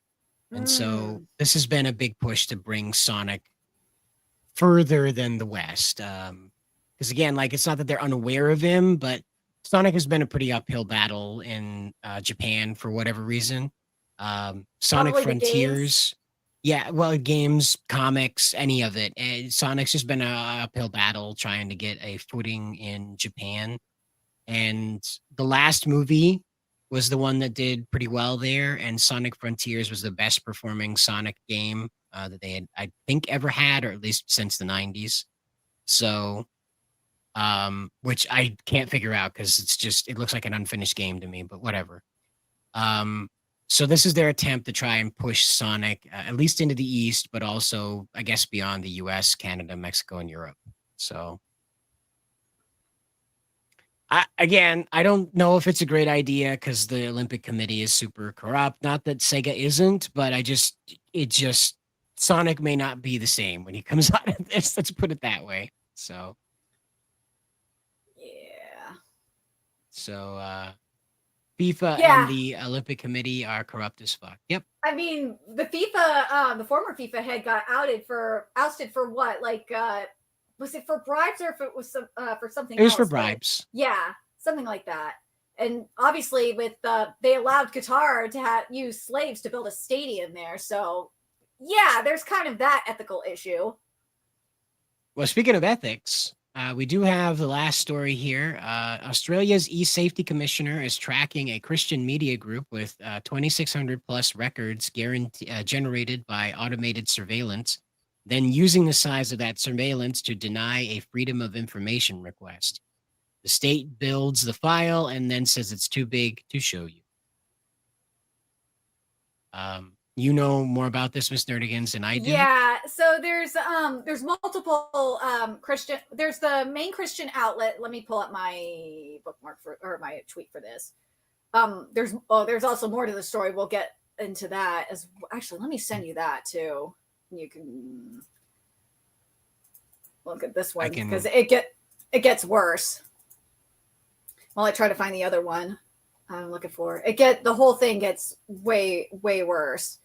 Because she's the person that we're talking about, Julie, is the one that's behind this too. So basically, the Julie Inman Grant, aka the Aussie Karen. Well, she's an American Aussie Karen. She admitted that they are holding more than 2,600 records connected to Christian media outlet, the Daily Declaration, its parent company, the Canberra Declaration, and 3 of the publication's editors. And that means they are basically tracking like this one Christian organization, so to speak, including the editors. Like, okay, so they're monitoring what they're up to. Okay, yeah. Right. And then the other thing I sent you is in regards to something else that they're trying to do is get any footage, viral CCTV footage of the murder of the Ukrainian refugee Irina Zarutska, and that was not too long ago, and that was in the U.S. But like they are calling for like over 23 posts from like Ian Miles Chong, I believe, Alex Jones, and some others too, and they're gonna charge Twitter $825,000 a day until it gets Australian dollars. Yeah, but still, that's a lot. It's like $5. That's like $5. But it's just wild, man. Yeah, like, it's a time we live in. You know, it's like we've had with Collective Shout. These other groups are going to become emboldened by this and act in accordance with what they believe is most righteous, the best way forward. And so that's what the Australian government continues to do, is that they believe their people are incapable of making their own decisions. And so they decided, well, screw it. We'll just take the right to make those decisions away from them. We're going to go around and we're going to make sure that the Iranian stabbing victim, the Ukrainian racial, yeah, okay, Ukrainian stabbing victim. We're going to go ahead and make sure that videos that are detailing that in a way that we don't like are removed. Yeah. And I mean, they said it doesn't comply with Australia's content laws. It's like, dude, that's a news story. It is like actual real life too sensitive for you? Yes, actually. That is a cornerstone of Australian politics right now, is that real life has to be unreeled because it's too real. And it's kind of like the FCC when that episode of Family Guy when they targeted the FCC and the FCC came in and like censored Peter. Yeah, his chin, because it looked like balls. Yeah. Does the chin look like balls to you? Yeah, better put the censor bar anyway. But that's that's what we're looking at here is Australia's having this knee-jerk reaction to media it doesn't like, and that the government does not want, just like the UK does not want to acknowledge that people from a different racial and ethnic background are pretty uniformly causing a problem in Britain, pretty uniformly causing a problem. The Australian government does not want to admit the same. And so they will go out of their way, bend over backwards, blame everybody but, in order to avoid having this conversation that importing millions of people didn't work. And they can't do that because that's racism in their mind. It is racist to say that Irina, sorry, let me just make sure I get her name right. Zarutska. Irina Zarutska, they don't want to talk. They think it's bad that she died. Obviously, they're not like Charlie Kirking this. What the situation is that they can't come out and admit that she was stabbed by a black man, because in their mind, if they do that, then that means that all the black people in Australia are going to get shot. Like there will be a 0 to 100 response for whatever reason. Well, and that's what they go through. I mean, we saw it with New Zealand when that person attacked the mosque. So it's again, if it's New Zealand though, but Australia. So like in New Zealand's case, I could maybe understand it to an extent, but that guy was radicalized the same way that the school shooters in the U.S. are radicalized. Yeah. The government knew he was a problem and decided to let him go to find out what would happen. And they had every law needed to stop this guy from doing what he did, but they were like, lol, let's find out what he does anyway. And that's what they did. And of course, he went out and committed a horrible atrocity. But they were well aware of him and what he was up to. People in his life were well aware of him and had reported him. And they were like, nope, not going to happen. And that's where they find themselves now, is that if they go and they acknowledge that Irina was harmed by someone who is not white, then they expect a racial response. The same with what's gone on with what are we looking at? Over 10,000 sexual assault cases that have happened in the UK since the flood of rampant, unvetted immigration has happened to England. Sweden is worse.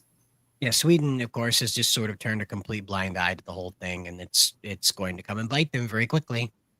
It's been like that for at least a decade in Sweden.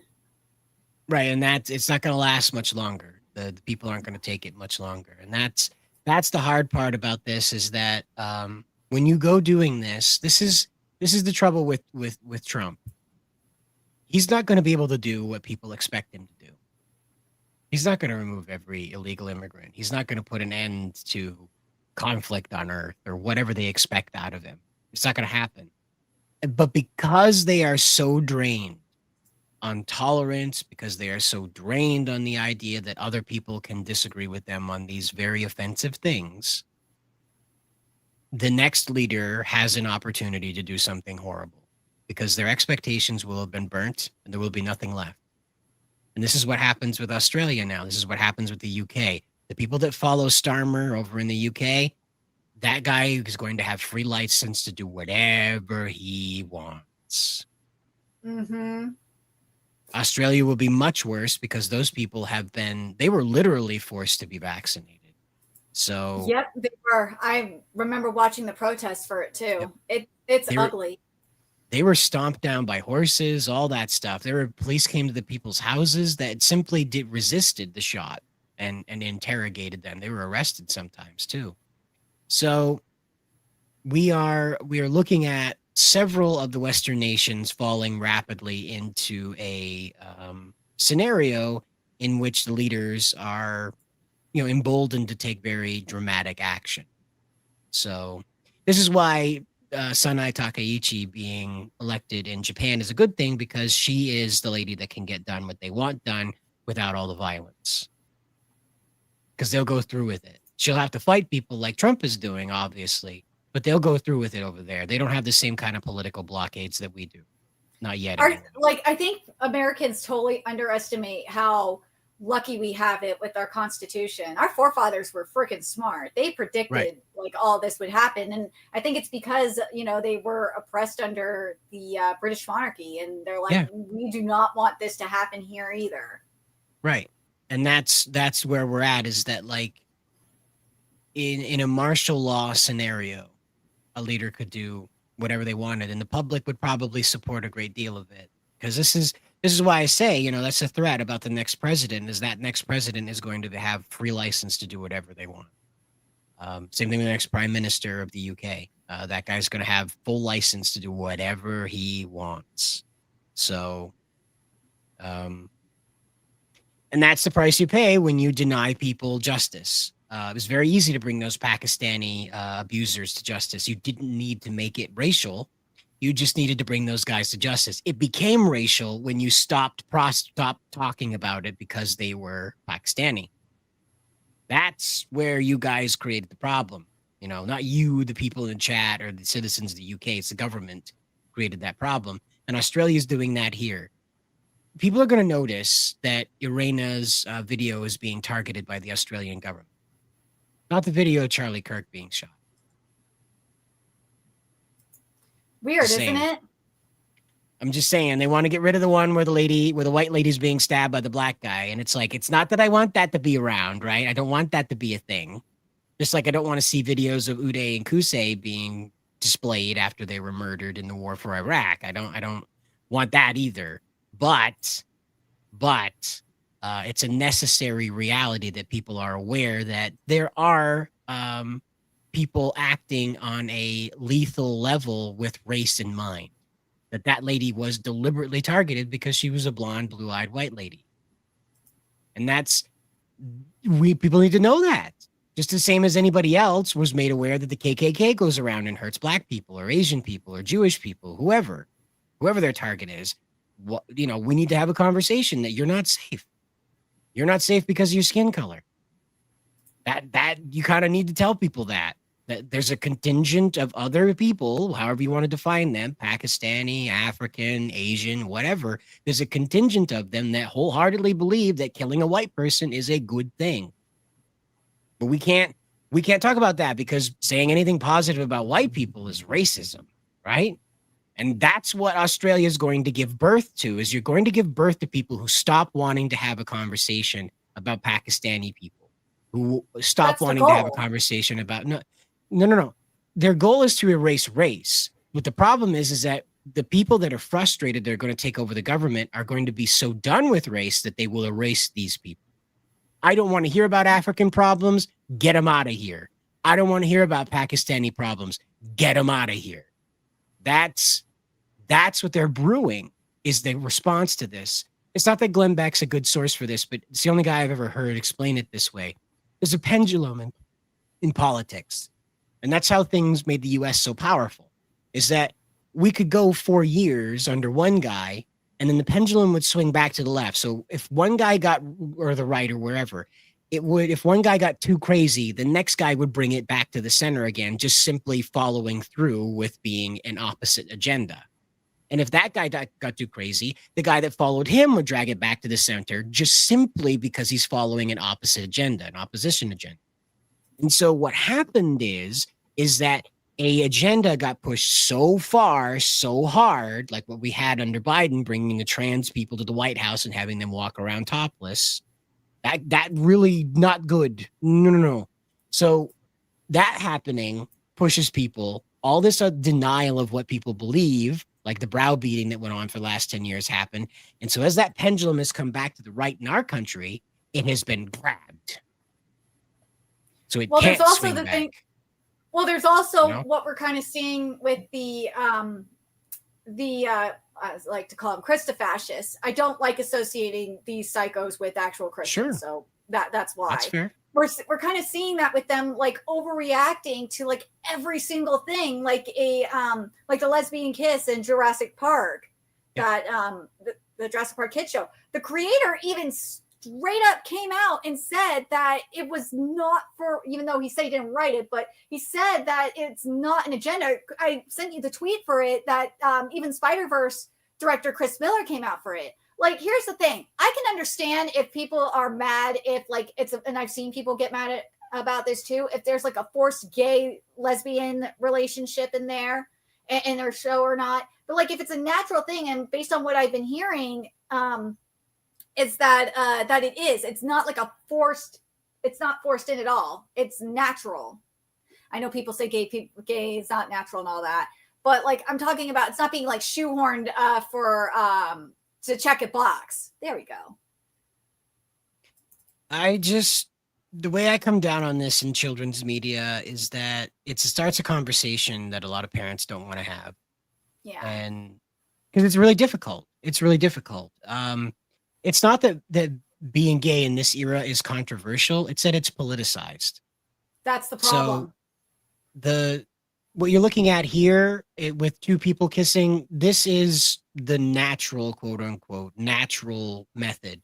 Men and women get together and they make children. This is the natural order. What ends up happening when you have same-sex kisses is that this is a revocation of the natural order. And the child will then ask, like Snoop Dogg's grandson did, why did those two ladies kiss? Why did those two ladies have a baby together? I want to know because that's something I've never seen before. The left finds this to be intriguing. They're like, oh, this is exciting. I get to open this child's horizons. This is a child. This is a child that, in most instances, does not have a sense of the world yet. And you go adding very complex ideas that adults themselves can't really wrap their conversation around to a child. It's going to cause problems. I always go back to this with the conversation about homosexuality in children's media. What separates the homosexuals from the heterosexuals? The sex. Nobody bleeds purple because they're gay. Nobody shits the rainbow because they're gay. They're human. They just have sex differently. That's it. They kiss the same. They hold hands the same. They drive cars the same. But they have sex differently. And that's not something children need to be talking about. When they're teenagers, go for it. That's a conversation. But when they're 8, when they're 12, 13's probably the point where you need to be like, hey, Jimmy, there's some people who, have some ideas that might be surprising. Well, 12 is where I would start. I think that's when, like, at least for me anyway, when I was growing up, 12 is when 7th grade was when we started getting sex education. It's called the tweens for a reason. Yeah. So, the cusp of where you need to start learning concepts that are above and beyond 2 + 2 is 4. Yeah. So this is a realm where I don't jive with it. If you want to put it in adult media, that's fine. Fast and the Furious, that kind of stuff. We got butt shots in that. Of course, we're not trying to be virtuous, but what ends up happening is that parents then have to stop the movie or have a conversation later on because of that movie that Junior and Sally are not prepared to have yet, or they have not set up their child to have that conversation yet. So now they have to say, these two characters love each other very much, just like mommy and daddy love each other, and they have to hope that's good enough. Because any further than that, now we have to start explaining why Jenny and Sally are different from Jim and Danica, whatever. And I don't know why that name came to mind, but I think that's fair though, from what you're saying though, Cider, is that you could have if at least how I would do it, especially I'm in California, gay people are everywhere.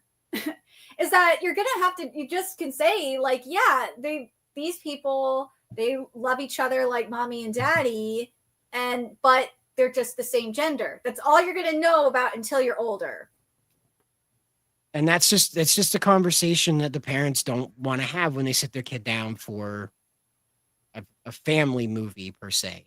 Majority of children, believe it or not, don't have same-sex parents. There are plenty of them out there, but the majority of kids have opposite-sex parents. And so that means that the majority of what they're used to is seeing two opposite-sex people kissing. And you go ahead, show two people. Like, I remember when I was 8, I was grossed out by my parents kissing.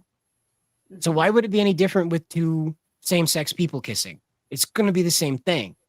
And it cranks up the problem so much higher, because the reason why I stopped writing same-sex scenario stories and things like that, I have a few of them out there. But I tell sexless romance. That's what I do. I don't get into the sex. And the reason why I stopped this is because my best friend, before she got married, had a really dark point in her dating career. And she is a lesbian, since 13 years old. So before any of the story was written, she knew she was gay. So she explained to me that all the media she was absorbing about gay people was telling her that there's a ton of them out there. that you can't turn over a rock without finding 10 gays, you know? The gays all over the place. And what she found was no. Actually, it is an incredible rarity to find a true blue gay person that is not in it for the sex, not in it for the excitement, the taboo, the thrill. I call them transbians. Yeah, so kind of like with trans trenders and all that. Yeah, that sounds correct. And so she said, you know, when people write this media and create this stuff, it sets up in the mind that you're just going to walk outside and Tinder up some gay relationships. And that's not going to happen. You find a lot of sex. If you want to have same-sex sex, there's a plenty bunch of that out there. But the media that goes around spreading that this stuff is just hanging out. It's waiting for you, guys. Go be gay. There's legions of gays out there. No, there's legions of horny people that want to engage in what they consider taboo sex. They are in no way interested in a romantic or long-lasting relationship. And that's what my friend told me. That's why I stopped writing it. Because I was like, I don't want to set up kids to go out and be sexually abused trying to find love. I don't want to tell them that great and fantastic love will find them when the majority of gay relationships that people are engaged with right now are purely sex-based. And that bothers me. And heterosexuals aren't too far off, but we still do perform the natural order of making children. And that really is the redeeming quality of the current dating circuit, is that there's some babies being born, but the rest of it, it's shit. And it has to deal with the fact that we've just blurred the lines between what is love? What is love? Well, everybody can have their own version of it. No. It's very simple. Love is self-sacrifice. There's no other definition. Simple. Everything you do is for another person or other persons. That's love. Easy. When we try to go defining it, different things like love is rebellion, it's not. No. You can't do that, because then kids treat relationships as I got to fuck with my dad, so I'm going to fall in love with this person to annoy my dad. Well, it depends. Like, if you have to like rebel against someone to be with the person you love, then yeah, I mean, you see it like with star-crossed lovers and shit like that. That's just it. It's a rare. When I say it's a rare thing, probably I wouldn't say it's the majority of relationships, but it does happen. And I feel like what the problem is, and this is why parents are getting so pissed off, is that the gay lesbians and gays have been inserted in like, or shoehorned into like every single thing of media. Now, if it was just a minority of media, like, and it's natural, like how naturally written and not like forced and cringy, like say like in Jurassic Park, from what I'm hearing, then that's a different story. It just sucks because they get caught up in the crossfire, just like gay people that just want to be left alone and just, you know, be with whoever they want. And that's why I think it is better to make family adventures with gay protagonists for adults. It's not that you have to go and drag that into strip clubs and drinking games and things like that, but a road trip with a gay family, kind of like National Lampoons, that would be better. Because National Lampoons really wasn't something that you brought like your 8-year-old to. Maybe your teenager you brought it to. That's but why it was I said mostly... like, I was going to say tween would probably tween and up. I would think so. I'm not saying make it any like gay media or shit like that for young kids. No, like if it's a tween, if it's like 12 and up, I think that's fair. That's when like they start to kind of that's when puberty's kicking in and they're starting to kind of learn a little bit more about themselves. You know what I mean? So, and some parents just don't want to have that conversation. That's a good answer. Love is kindness without a motive. But that can't be true, because love is a motive in itself. And that's why it's self-sacrifice, because love is something you do, like you said, without a motive. That means you're self-sacrificing. Yeah. You don't have a reward on the other end of that other than love itself, right? So you're self-sacrificing. That's why I say it's self-sacrifice. It's not meant to boil it down into a bumper sticker. It's really meant to synthesize the meaning of love down into something that can be put in a story. Because it's not like kids are dumb, but you don't want to go hitting them with the existential crisis when they're like 8. It's not like Power Rangers did this a lot with the existential crisis stuff, especially late Saban did this. But the media should be telling kids that when you are acting without this motive, without this reward, this is love. It should be self-sacrifice, because from there, we can begin understanding that love is not a self-serving act. You don't fall in love with somebody simply because it feels good. You fall in love with them because you're willing to go the distance to maintain that feeling. It's very different when you're trying to explain it to a child because they don't know. The love that they feel is just kind of there. They don't have a reason for it. I love my mommy because my mommy's always been there. My mommy provides for me. My mommy keeps me safe. I love my daddy because my daddy keeps me safe, that sort of thing. When you start expanding that into Jane and Tarzan falling in love, there has to be like a really simple answer for them. And self-sacrifice is a really simple answer to explain things. It's also in a lot of anime. When you see Deku flinging himself into danger, he's not doing that because he's like, I want to die. He's not doing that on a suicidal mission. Self-sacrifice is because he loves the world he's in. He loves the people that surround him.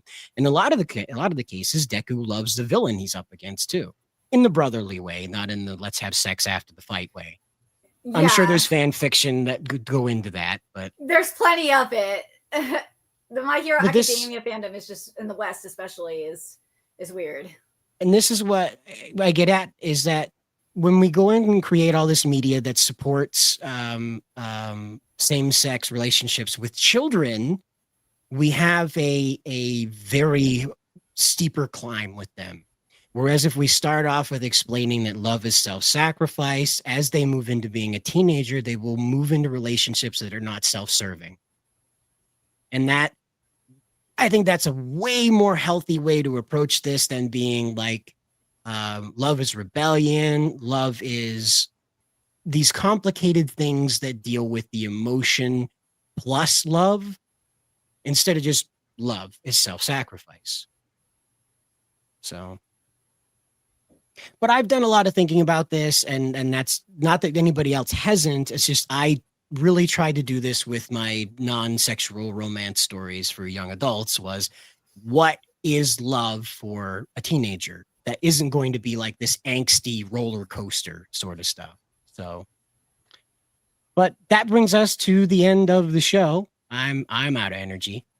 Yeah. Miss Nerdigans, when the show is over, where do we find you? You can find me on Nerdigans Inc. at YouTube, where we cover anime and manga every day. Unfortunately, I can't do live streaming because the same freaking German company that has been filing copyright strikes against me this year did again. So I got to fight another false copyright strike. So can't stream on YouTube. On Patreon, patreon.com/PackerGirl, we started covering fall anime content. As I said, I'm covering Digimon, Beat Break, Gachi Kuda, which is from last season, Togenaki, which is from last season. I'm covering Sanda, which is incredible. Oh my God, I'm so happy with how Sanda is looking so far.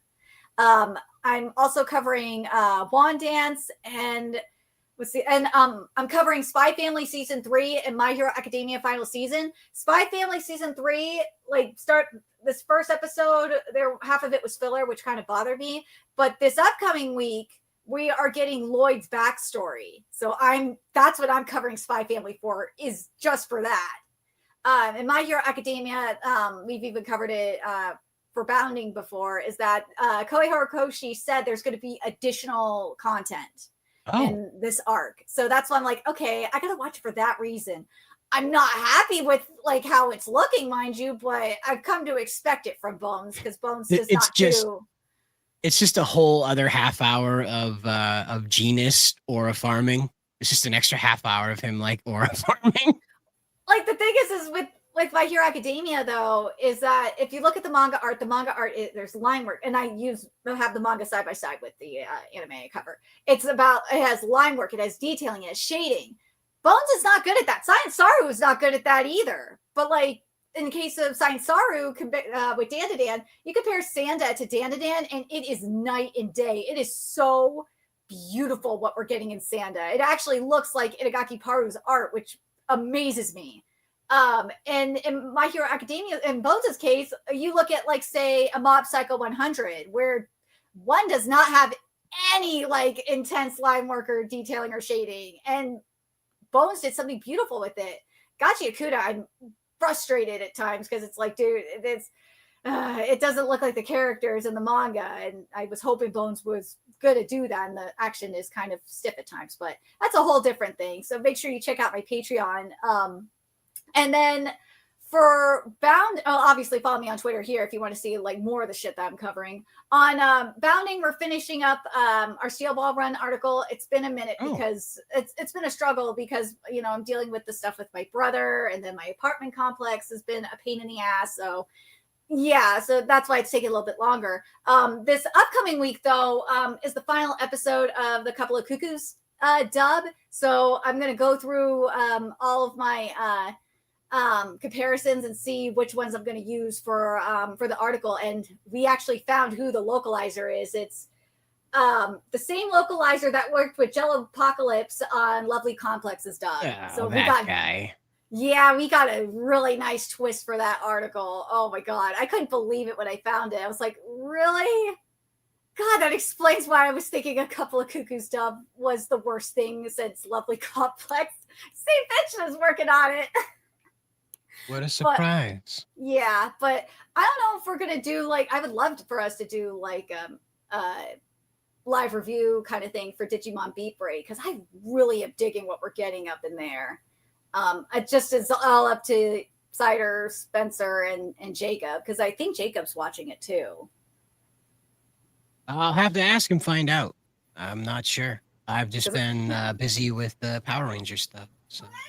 Yeah, but anyways, we'll be here again next week too. Same as Zeno wants to say bye to. There you go. Say bye, Zeno. Oh, here we go. Say bye, kitties.